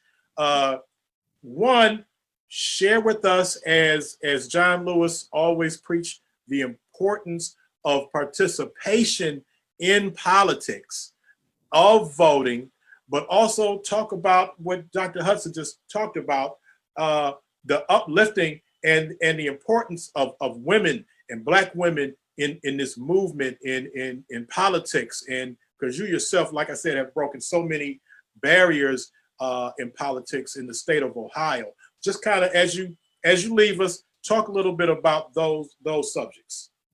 Yeah, first of all, I just want to thank you for the opportunity to be on this distinguished panel with so much brain power, both from a historical standpoint, but from a right now standpoint. We're living in a day where not enough people know who they are, where they come from. There were two things that was constantly being said, that he had unshakable faith. You know, our faith is so important. It's so important to me. We can't make it. We can't go nowhere, in my opinion, without God. He's the first and the last for me all the time. And that's how a lot of folks made it through. And I do think even now, even though, you know, we deal with mental health, and I know that Kanye West is probably dealing with mental health. The problem, though, is that too many people heard what he said about Harriet Tubman, and not too many people don't really know. Anytime you put some false information out in the atmosphere, in a world that doesn't want to even recognize the existence of Black people and Black women. Black women have been the backbone of our country, whether it be behind the scenes or now in front of the scenes, as you see more women who have opportunities like myself. But there is sometimes no blueprint for us. For me, when I ran for city council, there was no blueprint for a young African-American woman, but I had a blueprint from Marion Spencer. I had to pull from that, even though she was a lot older than me, but she's first female president of our local NAACP. She was the first person, Black woman, to be elected to Cincinnati City Council. And so I was able to kind of pull from that. And I think one of the things that we miss is that you got to have both. You got to have the history and the foundation and the wisdom. And then you have to have the vision and the energy to move forward. If we don't do that, as I was taught by my father, Dr. Stephen Reece, we end up going back to kindergarten. We get ready to graduate, and then we go back to kindergarten. So we never make the progress that needs to be made, thinking that what we're doing is new. And so what I loved about meeting Congressman Lewis, a lot of people want to take pictures. I took pictures too, but I'm more trying to pull the wisdom, the strategy. Where did we come from? How did you do it? How did y'all organize? Because it wasn't just, we just jumped out of bed and started marching. How did you organize? How did you do this? How did you do that? What do you see as the future? And then put our twist on it with technology and all that we have in front of us. And so I do think that we got to know our history. Too many people don't know our history. Our own selves, we don't know our history. And then others don't know our history. So therefore, they create who we are. And if you don't know where you come from, you definitely are not going to know where you're going. And I know we live in a society where everybody wants it really fast and quick. You only got 2 minutes to read this, 1 minute to read that. You're inundated with so much content. You don't know what's real. You don't know what's fake. And so that's why it is important for us to have these things taught as part of our educational lesson, so that when you hear Kanye West say what he says about Harriet Tubman, or you hear jokes that are being said about Rosa Parks, people take this in as though, oh, that is the truth. Why do you want Harriet Tubman on a $20 bill? Because Kanye West said blah, blah, blah. So that's why we got to have these things taught in school, and it has to become the way of life. And that's the only way that we can, I think, move forward. So the only way I could run for county commissioner is because I had to know who came before me, what they did right, what things I can avoid, how to make the door open a little bit wider for the next person. So I apologize, I have to jump off because we got late night calls because we got this race to win. And I appreciate that. I'm running for county commissioner. And I look forward to coming back on the show and talking with all of you. If I leave you with anything that people who are watching, just please don't forget, if you want to honor Congressman John Lewis, you're going to get up, you're going to register, you're going to make sure everybody in your household is registered, and you're going to vote. And even though they're making it a little tougher, yes, the pandemic, and we've got a culture shift on how we got to vote. We might have to vote by mail. We might have to fill out one more piece of paper. But one of the things he reminded me is, wow, here I am complaining about one more step to vote. And here's a man who got beat down, and if it wasn't God's will, would have been dead, so that I and all of us on this Zoom and those watching could actually vote. So it can't be tougher than the Edmund Pettus Bridge. So from Congressman John Lewis to the ballot box, that's where I'm going. So all right. I appreciate you, sister. And good luck with the campaign. I'll keep in touch. Let me know what I can do. Let's get you back on. And always say hello to all my people in the Natty, in the Queen City. Yeah. They're watching. They may not say anything, but I was looking on the feed. So Cincinnati is definitely watching. And if people want any more information about me, they can go to votealiciareece.com. That's ALICIAREECE.com. Okay. Thanks, guys. Good night. Thank you all. All right. Thank you, Alicia. And what we're gonna do, Dr. Goggins, we're gonna go to you on that point that Dr. Hudson was just talking about, and I'm going to talk to you about dealing with students in history. Then I want to go to Brother Boomer and talk to him about the responsibility of, as journalists, specifically Black journalists, that we have in telling stories about, because we're living current times. So I want to talk about with Brother Boomer the responsibility of journalists, and specific Black journalists, in reporting the news and things that are occurring around us. And I want to go to Brother Kevin Myles. And we've talked about this subject before, but you know, when in our minds, collectively, when we think about the NAACP, you know, there's time where we seeing some old school brothers sitting around having a chicken dinner at a seminar, and we're not normally thinking about brothers talking about, oh, we ain't gonna have no problems when they come to the A. It's not happening. So I want to talk about what the NAACP means to us, what the organization means to the people, as opposed to maybe our old views of it. Because certainly, as you know, while you are OG, but you know, you're still a young man in this game. So we're gonna get back to you. But again, for people that are watching, please share this. We will have this on YouTube.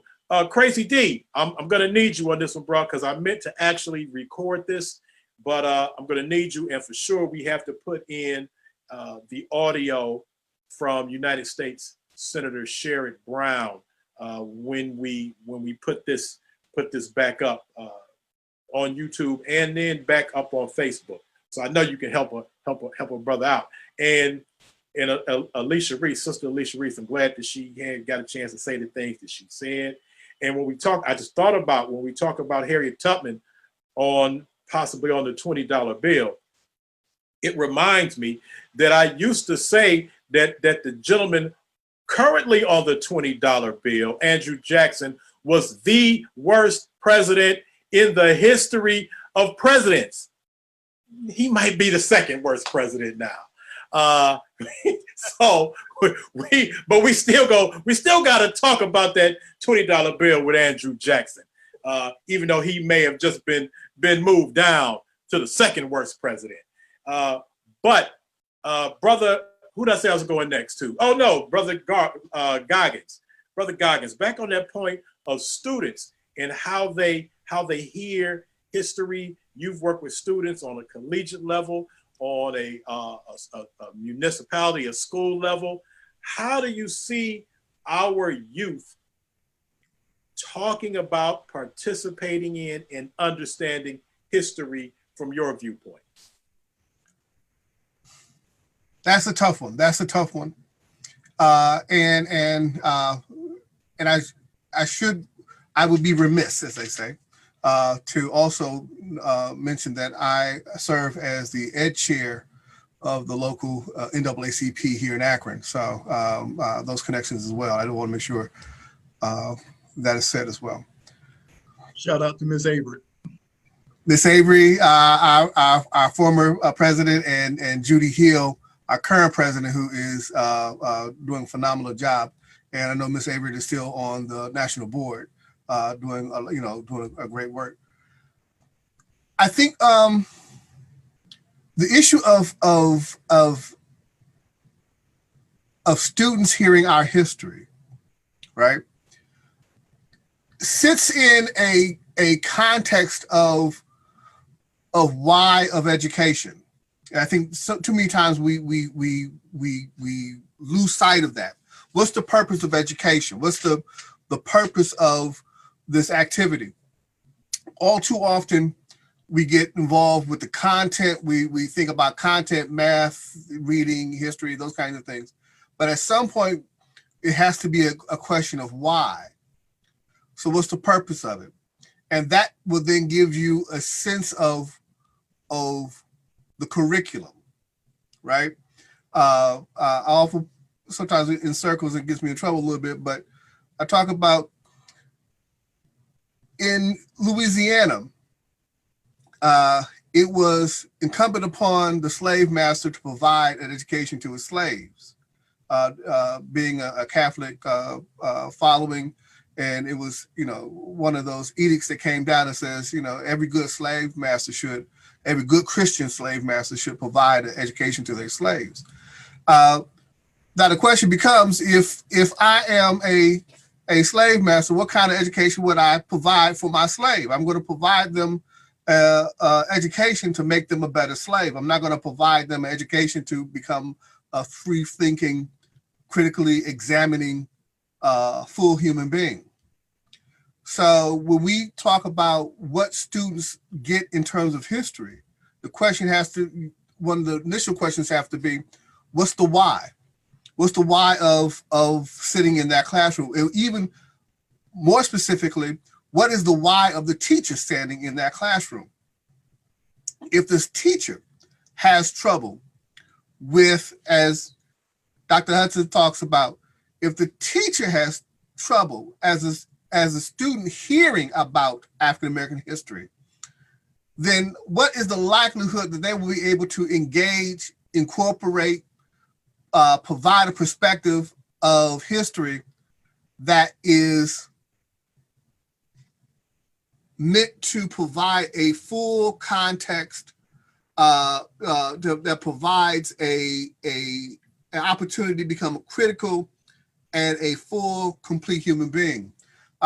If their understanding of history is rooted in white supremacist notions, if their identity, be it intentionally or unexamined, is rooted in white supremacist ideology, then any history that they provide or any teaching instruction they provide will likely support and be meant to reinforce the white supremacist notion. So when we talk about education and experiencing education, and particularly even the context of including African Americans in history, we have to stop, first ask the question of why. What's the purpose? What's the underlying understanding that teacher has? All too often, teacher prep programs have no expectation of cultural competency. You think about, now I'm a Kent alum, got my master's and Cultural Foundations from Kent. But you think about Kent requires, last I checked, correct me if I'm wrong, one diversity course to become a teacher. Cleveland State leads the country, is a vanguard in the country. They require two, one of which comes out of African American Studies. So this notion that you're going to be competent or have an expectation of competency is just not there. So all that to say, in terms of how students then respond, is largely based upon what is the purpose, what is the mindset of the teacher that's presenting it. Because if the teacher is presenting it in such a fashion where we hear about teachers doing slave reenactments or slave sales in the classroom to teach history, then yeah, the student, your student, they're not going to respond to that. Dr. Hudson, I would imagine, has a much different approach. Dr. Hudson's class, you're going to walk away with a different perspective in it. And so I think it's not just a matter of asking about what is the content, but it has to be the context and the purpose of the teacher that's presenting it, the context and the purpose of the administration in the school. And you have to ask these fundamental questions of why of the education. I think it becomes really important. And I want to make sure I get an opportunity to say this, but I'm really looking forward to the documentary, Good Trouble. That's a phrase that we've said a few different times here. I believe Erica Alexander is the director or producer of it. I forgot which one, if not both. And I'm sort of really, because that notion of good trouble, right? And Brother Boomer, you talked about how these congressmen now are lauding singing all these praises, but when you look at what they actually did when they had opportunity to make a difference, they did not stand by him, and his courage to go beyond making people comfortable to engage in something that he knew would cause trouble, but had a sense of, in that faith, in that sense of purpose towards justice. And that's something that even in education, I know all too often is lacking, that courage to challenge people beyond comfort and to engage and ask those hard questions and seek out justice in ways that make people uncomfortable, that will get you in trouble, but will move toward a better society. So I look forward to that. And one of the legacies that I intend to honor John Lewis is to engage in that good trouble. And so I know I took it off a little bit chill, but I just think when you ask that question about how students engage it is so dependent upon the context in which it's given, and that's a struggle. That's still a struggle in our classrooms, that the idea of us being fully human and understanding what that humanity means, and honored and accepted and put into its proper context is still a struggle for many people. I appreciate that, Dr. Goggins, and you brought that all together very well, and it was very poignant and important points that you brought up. And as we get ready to go to Brother Boomer, I do want to acknowledge, yes, indeed, our good sister Erica Alexander is working with that film, Good Trouble. In fact, Erica Alexander is a friend of the show. She's co-hosted Chill Talk with me before. So Erica Alexander has sat in the studio at the radio station right next to me as we did Chill Talk, and a friend of the show. I hosted an event, myself and Shay Chapman, for her at the historic Caribou Theater. So yeah, big ups to Eric Alexander and that Good Trouble Project. Brother Boomer, what is the responsibility of a good journalist, in particular, a Black journalist, in these times, bringing history from current to past and from past back to current, as we look at somebody like Congressman John Lewis, whose history went back to black and white photos of him laying bloodied on the Edmund Pettus Bridge. And by the way, people are talking about, if not honoring the name and the life of John Lewis at that bridge, to outright renaming the bridge after him. So, you know, that's we may get into that. But Brother Boomer, what is the responsibility of a Black journalist in all of this? Thank you again. The first responsibility is to tell the story. If we don't tell our stories, they will not be told, and they definitely will not be told from our perspective. One thing that is very undeniable about me from 100 yards away is that I'm a Black man.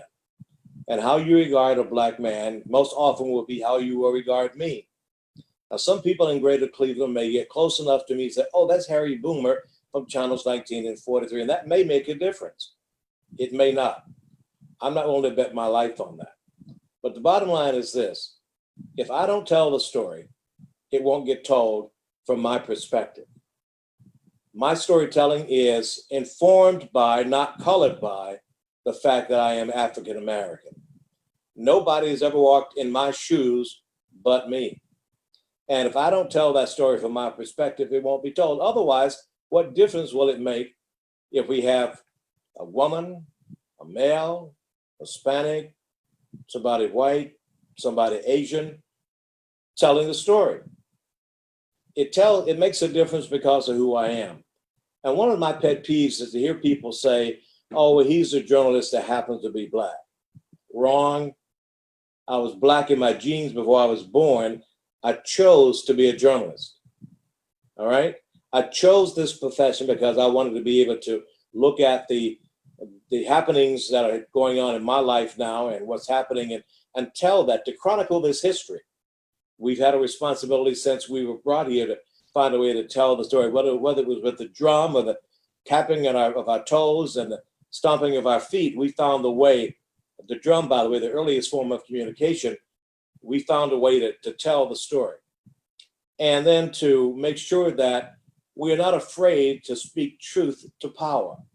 It may cost us, as it always has, but Congressman John Lewis is an example of what speaking truth to power is, and the change that it can usher in, and how it can be transformative in the world. We have to make sure that we have the ability and the courage to speak truth to power. Now I'm at the twilight of my career. I've been doing this almost 50 years. I'm ready to hang up the microphone in a couple of years and sit on the front porch on Sunday mornings and wait at cars going by. I'm ready for that. The bottom line is, though, that even now and after then, I still have a responsibility to make sure that the facts are told and to give it some context and some perspective. It really doesn't make any sense to me to just give just the facts, man.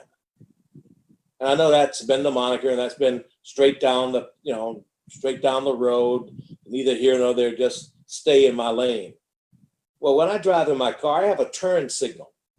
So if something is in my way, I put on my turn signal and go around that obstacle or whatever it is that's in my way, and I get in whatever lane I want to, as long as I'm going in the right direction. Nobody's ever going to tell me and have me adhere to stay in your lane. My lane is wherever I want to be. And to tell the story whatever I want to tell. I've done it long enough, and others have done it long enough. Joe, you've done it long enough to know what is right and what is wrong, what is fair and what is unfair, what is just and unjust. So we have to be able to do that. And I say to the young journalists who are just finding their way into this industry and their way trying to get to wherever it is they want to be, whether that's an anchor or a writer or a producer. By the way, we need a lot more African American men and women as producers, those who tell me, almost 50 years in the business, the perspective that I'm going to write from, or at least suggest. Nobody's telling me anything anymore. My mom and my daddy are both gone. So they're the only people who could ever tell me what to do. But the bottom line is that we have to look up and find out what the facts are and tell them from a perspective that makes sense and will make a difference. I'm not saying we go off on a tangent and go rogue necessarily, but that we find a way to tell the stories that need to be told so that they make sense and they're relevant. Otherwise, people won't read, they won't hear, they won't watch them. And I've been in this business too long to be relegated to the side of the road when I want to be in my lane heading toward the mountaintop. So that's where I am with that. And I think we need, as Black journalists, to make sure that we take that young person who is just now finding his or her way onto the highway and to guide them, give them our knowledge that is endemic in our GPS, and say, this is how I got here. You can follow my road, or you can take your own little road off into another little tributary if you want to. But the bottom line is you have your own path that you have to follow. Learn from what I did. You don't have to reinvent the wheel. We remember Henry Ford in the Model T. There was one A through T, so he made some mistakes till he got it right. And then Chevrolet and Pontiac and all the others didn't reinvent the car. They put a different spin on it, if you will, changed the design of the body and put in a different steering wheel and maybe some fender skirts. I don't know how many of you guys remember fender skirts, but they made it their own. So we've got to take whatever it is we know, knowledge-wise, and make a difference, make it our own, and tell our own stories. Because I got to tell you, again, I say this all the time in speeches, and I said it in our meetings, Chill. If we don't tell our stories, they will not be told. And we can't be afraid to speak with intention and intentionally to make sure that people understand what it is we are saying. And if they don't get it the first time, say it again. If they don't get it then, say it again. Repetition teaches. And I appreciate the opportunity to voice that opinion. Brother Harry Boomer, well said, as usual. And I want the people to know that Harry Boomer doesn't just talk this talk. He walks the walk. I reminded during his tenure as president, as I was able to serve as his vice president for quite a few years, he had an initiative. It was an initiative of the national NABJ, but he took it to heart as an initiative to bring young people into the local organization. And on this particular initiative was to bring young Black men into the organization. And you know, when he was president, I took it as an order, a command. So I went out and I got a couple of brothers to come into the meeting. And brother Kevin, I want you to hear this one.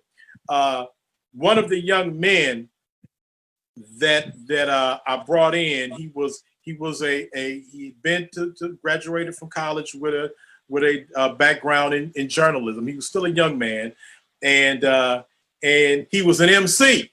He had bars, he could rhyme, and so I made sure that he came. He was going to come to the meeting. So the day before the meeting, I double checked, called him back, and said, "Hey, brother, are you going to be at the meeting tomorrow?" He said, "You know what, Chill, I got some studio time booked. I'm supposed to go in and drop some verses, and I might have to make the next meeting." I'm like, "Okay, the next meeting is next month, bro." Like, no, you need to get at the meeting, be here, and stop, quit playing. That young man made it to the meeting, became one of our youths who we sponsored to go to the national convention.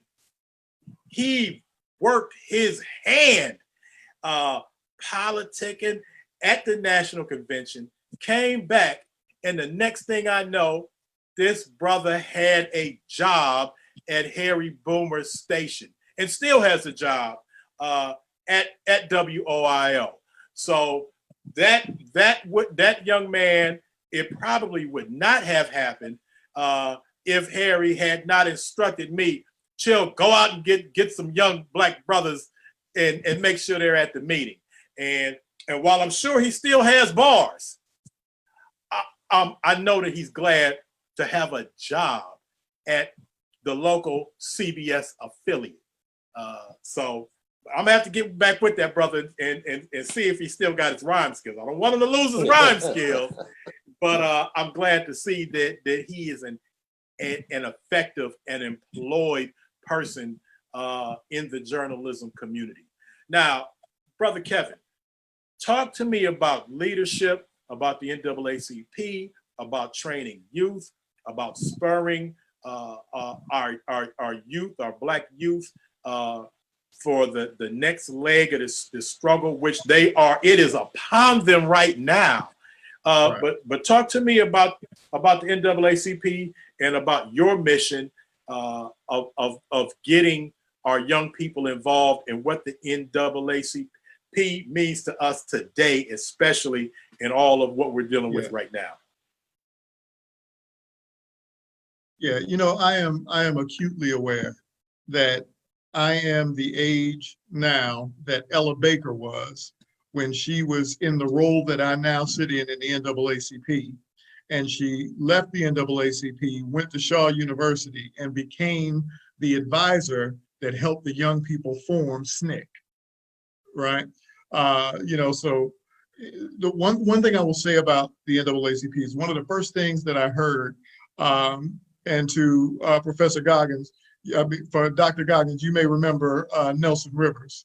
If you've been around the NAACP for a while, he was our national field director. When I first came on staff, the first thing he told me is the first thing you're going to learn is that the staff is far smaller than you think it is, right?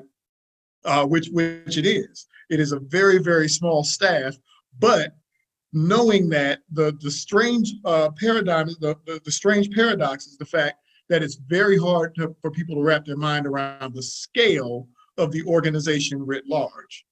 We have roughly 2,000 branches. That is, we have a presence in roughly 2,000 cities. It's very hard for people to wrap their minds around that. We have a presence in every state in America. The NAACP is not a tool, which a lot of people think it is. They think you can call the NAACP and it does X. But the NAACP more appropriately would be described as a vehicle, right? It is a vehicle for anybody in their local community can come together with other people of like minds, and you can take that journey towards better outcomes together. But your NAACP, where you live, the size of it, the focus of it, the tone, the tenor, all of those things will be local and specific to your area. We on the staff, like I say, which is very small in terms of the field staff, the field directors, there's only 4 of us, right? But our job, if you're in the Akron branch, or if you're in the Atlanta branch, or if you're in the Savannah branch, our job is not to go in and tell you what to do, but if you know the issues that are pertinent to the people in your community and the things that you want to get done, our job is to be able to come in and give you training, give you guidance, share some best practices, let you know what the rules are, help you navigate, and help you move your vehicle from where you are to the place that you want to be. So what I don't know that people really appreciate about the NAACP is there is no other Black institution, that can literally physically walk into 2,000 school board meetings over the next month.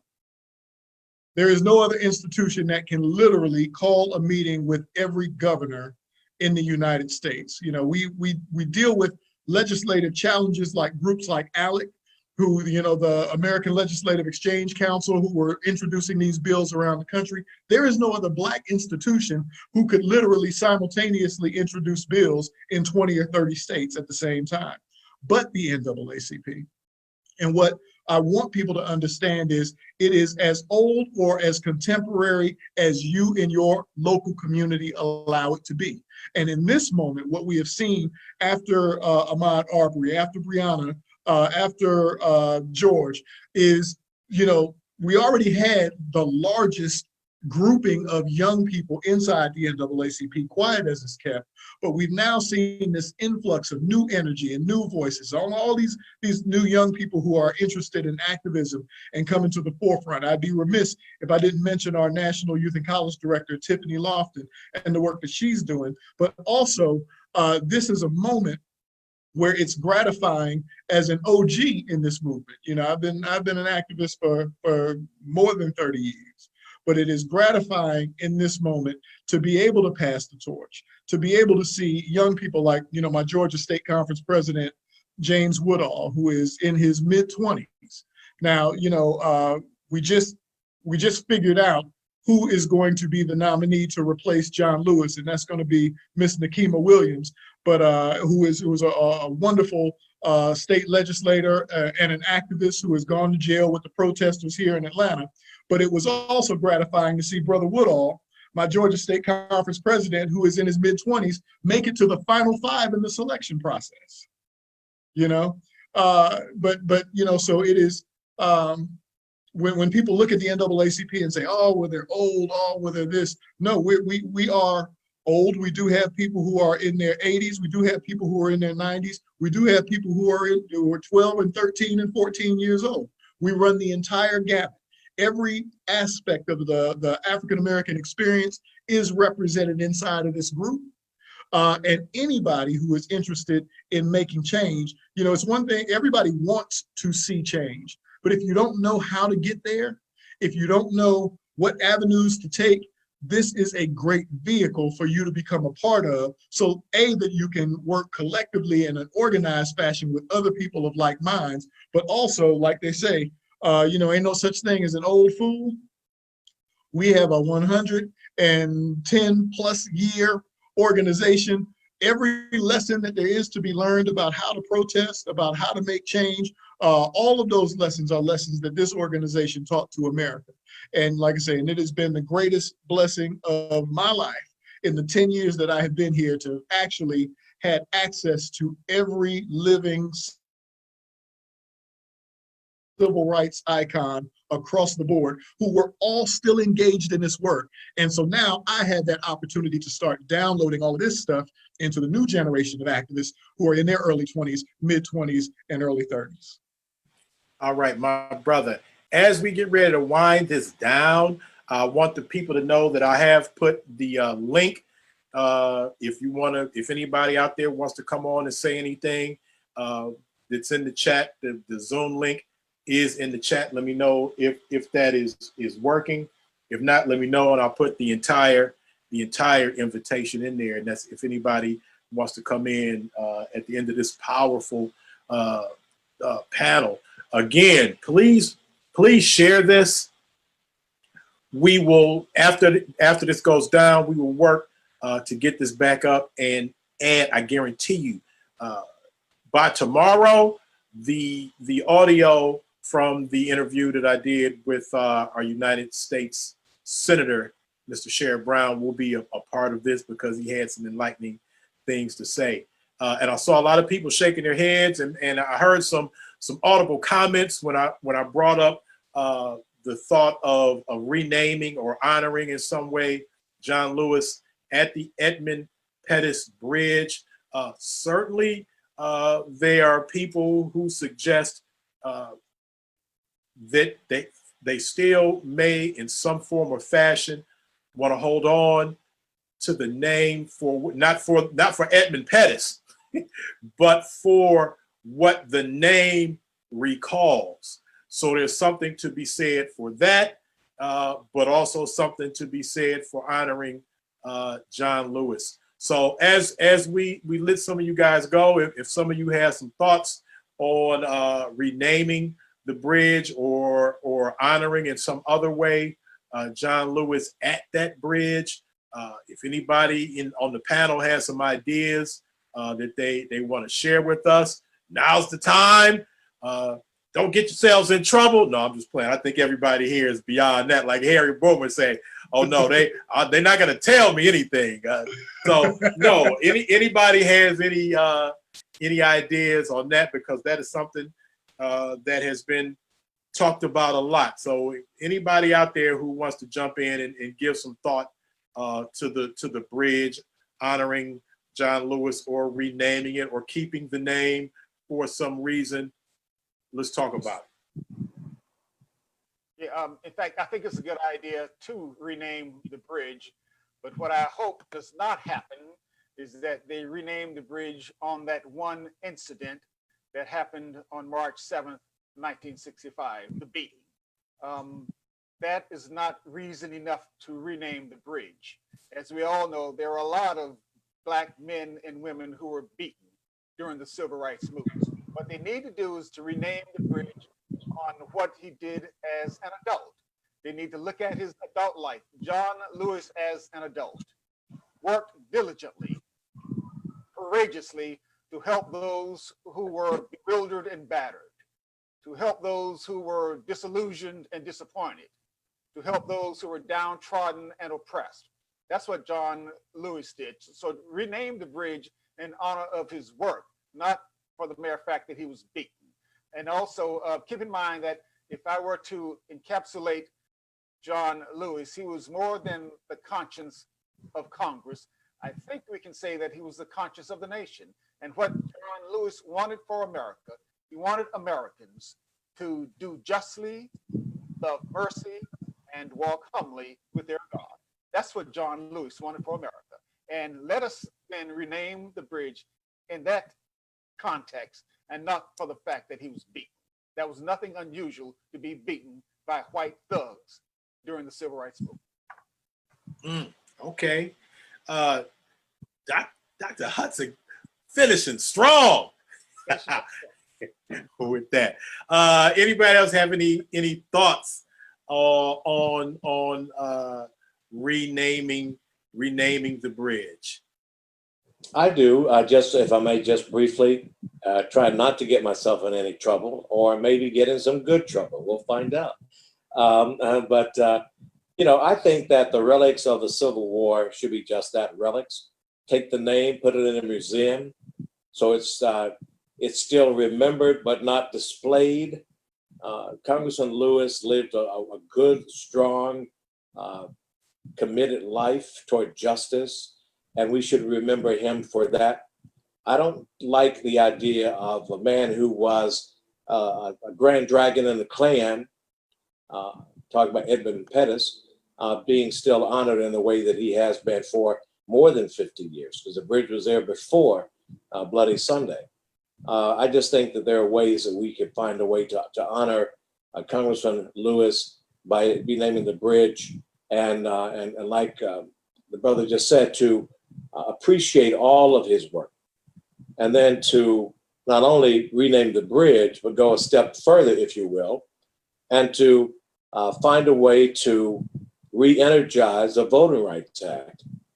Because with Citizens United and some other things, when they stripped out some of the important provisions of the Civil Rights, the Voting Rights Act, they in effect nullified it. And we have to find a way to make sure that that we still have a right to vote. I've been reminded often in speaking about voting that when I was born, my mother and father could not legally vote. That's in my lifetime. And if we don't protect the right to vote and regain it ad infinitum, we run the risk of losing it. So I think to name it in honor of him, for what he stands for what he did, for the blood that he shed for this nation, and for the inspiration he's given to me and so many other millions, that, rename the bridge to honor him, but move beyond that. And let's sort of solidify the right to vote in all of its glory. Because it's without that one person, one vote, we'll lose everything. And we're right now seemingly on the brink of even losing some of that, given what is happening on the national scene. I won't go any deeper than that, but you all know what I mean. Thank you. Yeah. And Brother Boom, Brother Boom, I was going to say that fight over voting rights is really centered. The heart of that fight is still there on the ground in Selma. For those who know Sister Rose and Brother Hank Saunders, who have put on the commemorations to Bloody Sunday every year. The Voting Rights Museum, which now sits in what was the hardware store over where the police, if you look at the film, the police were standing out in the street, and on the side was a hardware store. That's now the Voting Rights Museum. The Boynton family still has roots there. The house where they actually started to write what became the Voting Rights Act is still there on the ground in Selma. There's so much work to be done there. And I think that, renaming the bridge in honor of John Lewis, in light of all of his contributions specifically to that fight, and doing it in a place that has that much significance in the current battle over voting rights, I think would be very, very powerful. Selma is very near to my heart. I go back to the Selma commemorations every year. This will be my 10th year coming up. All right, Dr. Goggins, we're gonna let you shut this one down. I was gonna let the MC have the mic last, but he jumped out there and had some bars he wanted to go ahead and rock. But I'll save those for next time. Okay, I appreciate that. Dr. Goggins, we're gonna let you wrap this up. But before you do, again, I want everybody to know, still share this show, and the show will also be added to my YouTube channel with the 8-minute, almost 8-minute conversation that I had with Ohio's United States Senator Sherrod Brown. Very, very poignant recollections that he shared with me about John Lewis. So make sure you share. Also, make sure you subscribe to my YouTube channel, because sooner or later, all of this good stuff that you see here on Facebook is all going to move over to my YouTube channel. So get a head start and subscribe, because the subscription link is in the post. Also, you see, if you like to donate to ChillTalk, you see the Cash App donation information there, $ money to the number 2 Chill, and we appreciate anything that you may want to donate, because certainly between myself, super producer Felicia Haney, Sister Rhonda Crowder, who also helps me put this together, and as far as sponsorships or advertising, also let all three of us know if you'd like to do that. But we're gonna let Dr. Lathardus Goggins II kind of end this one for us right now. Your final thoughts on some of the things we just got through talking about, the bridge, or just John Lewis in general. Yeah, for sure. I support and excited about the opportunity, the potential of renaming the bridge. Again, yeah, there's a point that was made that while Edmund Pettus is iconic in terms of his name and what it means in our community, but the name, the person for which it is named is unworthy of our attention, and it has been on the stage long enough. And I think it would be quite appropriate to supplant that name with John Lewis as commemoration for the struggle that he represents and the life that he led, and its significance to not only our community, but to our nation, to become better at what it is to be closer to our values. With that said, I think in this moment, as we are honoring John Lewis, as has been said over and over again, we do it best by putting in the work, taking the time to speak truth to power. There's a proverb that says, you speak the truth even if your voice shakes. And so that's something that is indicative of John Lewis and what he reminds us to speak the truth, rooted in a moral, God-given, God-centered truth. That is why he could stand, even though a very small stature, but you had, clearly you knew you was dealing with someone solid anytime that you came into his presence. I would also encourage our communities, particularly our parents, like the example my mother and father, but my mother particularly provided for me. Take the time to go to these places. Take the time to go visit these places. Take your children to see these places. Our history is a wealth of information, a wealth of wisdom. It is something deserving of studying, not just out of a textbook, but going to see it and experience it. You become a better person having done that, and knowing, having a more tangible experience with our history that shapes us, that prepares us, that provides us opportunities to develop that fortitude that we need to deal with the society that we live in. So all those things I think are significant and honor the life of John Lewis, and taps into his memory and makes sure that he will never be forgotten. Thank you, Dr. Goggins. And again, I appreciate you for taking time out to once again participate on my Chill Talk panel. You've actually done, just as Brother Boomer have been in the studio and done Chill Talk before we were on the quarantine.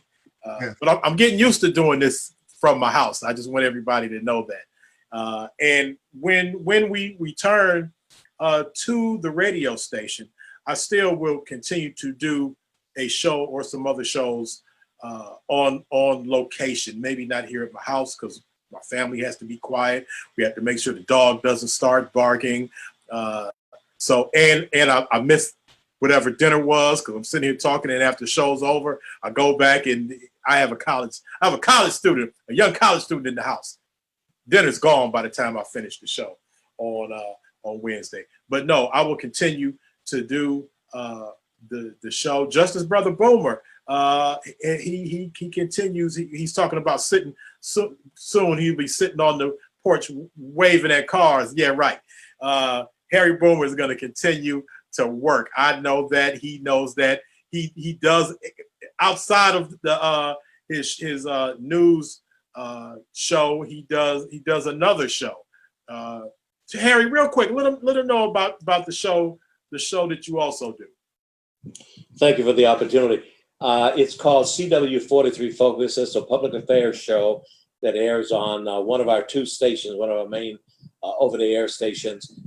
Oddly enough, 30 plus years ago, I started as a reporter on that show. And I didn't know it at the time, but the news director said to the public affairs director, if you can get him on the air in public affairs, I'll find a way to get him on the air in news eventually. In about 6 months, I was on the air in news. I haven't looked back yet. So I now host and the executive producer, the writer, the researcher, the bottle, you name it, whatever it is. I kind of do it all now because of Zoom. I used to have people come in this station and sit and talk with you. You've been there many times, and I appreciate you always being willing to come in. Now I have to do it all. I do it on Zoom. I not only record it and book it and write it, then I got to go back and edit it to put it on TV. So I'm, but that's okay. It's another skill set.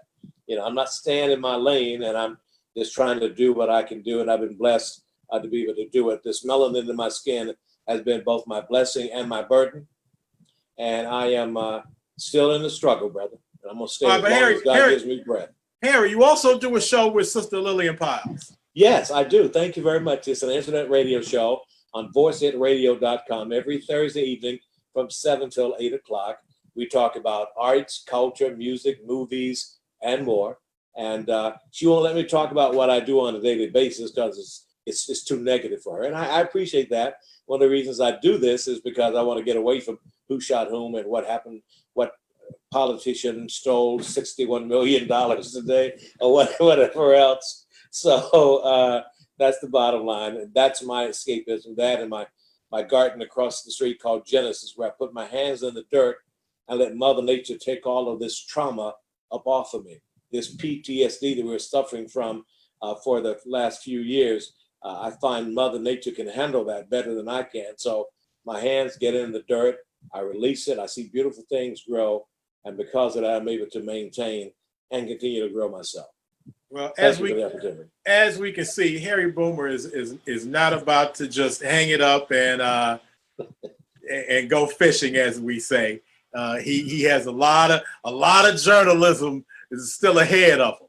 But we appreciate everybody on the panel. And real quick, next Wednesday, we will be talking with a few people, and the point person, Sister Meredith Turner, who was very instrumental in making a very important hookup for me, and a shout out to her. But she's leading the way for some very important information and collaborations. You'll see more about that as we get to next Wednesday. So be prepared. You're going to see all kinds of deltas and kappas and Qs and politicians and community service people. She's bringing everybody into this, and we're talking about voting, the census. It's a whole lot of important information that's going to be happening in next Wednesday's show. This Friday, this is an announcement also. So a lot of my what they call my conscious community people out there. I just got a message back, a text message back from Brother Anka Keck from the mighty Amin Ra Squad. Has said that he will be my special one-on-one guest on Friday. So the one and only pseudo killer Anka Keck will be, and some of you might have seen him participating in the debate that we had the other week about vaccines and vaccinations. But we will have a one-on-one with Brother Anka Keck from the mighty Amin Ra Squad will be my guest on Friday. Also coming up, I gotta have my hip hop people in there. We are setting up to talk to one of the OG producers, certainly in the 80s, the one and only, the Funky Fresh Gordon, Gordy's Groove. He produced songs for Salt and Pepper. He did Push It at his house. One of the most formative songs of Salt and Pepper. He's worked with everybody in Brooklyn. All the rappers in Brooklyn have one time or another, from Jay-Z to Biggie, have been through Gordon's crib. And he produced my song, Nightmare on Chill Street, and Nothing Can Save You Now. And also my man Dana Dane. Dana was on the show. He's provided us with shirts that we gave away, and he had been promising that he had a top secret hookup that he was waiting on some plans to go through and make it official. And he said I would be one of the first people to know. And as a man of his word, coming up soon, we will have a big announcement from Dana Dane. Dana Dane with Fame, one of my fellow MCs. I got mail from Dana Dane. All right, so I have the information, the top secret information that Dana was talking about. Dana is as hip hop. We make things happen out of nothing. We take turntables and make a band. We take a microphone and make a chorus. So Dana has used his hip hop mind to turn something that you would have never thought that was needed. And when you find out what it is, you're going to say, man, I should have thought of that myself. So big ups to Dana Dane. But yeah, hey guys, great show today. Crazy D, if you're out there listening, you can get a call from me because we need to get this show re-recorded, back up, added with the senator, and hopefully back up tomorrow on my YouTube channel and then re-aired on my ChillTalk Facebook page. But for everybody listening, appreciate the panel and Sister Alicia Reece who had to leave, but the brothers who hung in there. I didn't think Dr. Hudson was going to still be here all of this time. He was asking me, Chill, how long is the show? I knew the show was 2 hours. I said, oh man, it's about a half an hour, brother. But I appreciate him hanging out with us, and everybody for hanging out with us this long. So everybody watching, spread that information, share the show, spread the word, donate to Chill Talk if you so choose. But most importantly, let this information be heard, and we will continue to bring you all facets of information, As you can see, we done went from John Lewis to Dana Dane. So that's how it goes down on Chill Talk. So again, appreciate you guys. Be safe out here and get the information out. Let's stay strong. Let's stay right. And like we've learned from John Lewis, let's get into that good trouble. All right, brothers. All right, brother. Stay COVID-19 free, man. All it's right. still here. We want to be here. That's right. I appreciate you all. I'm out of here. Peace, y'all.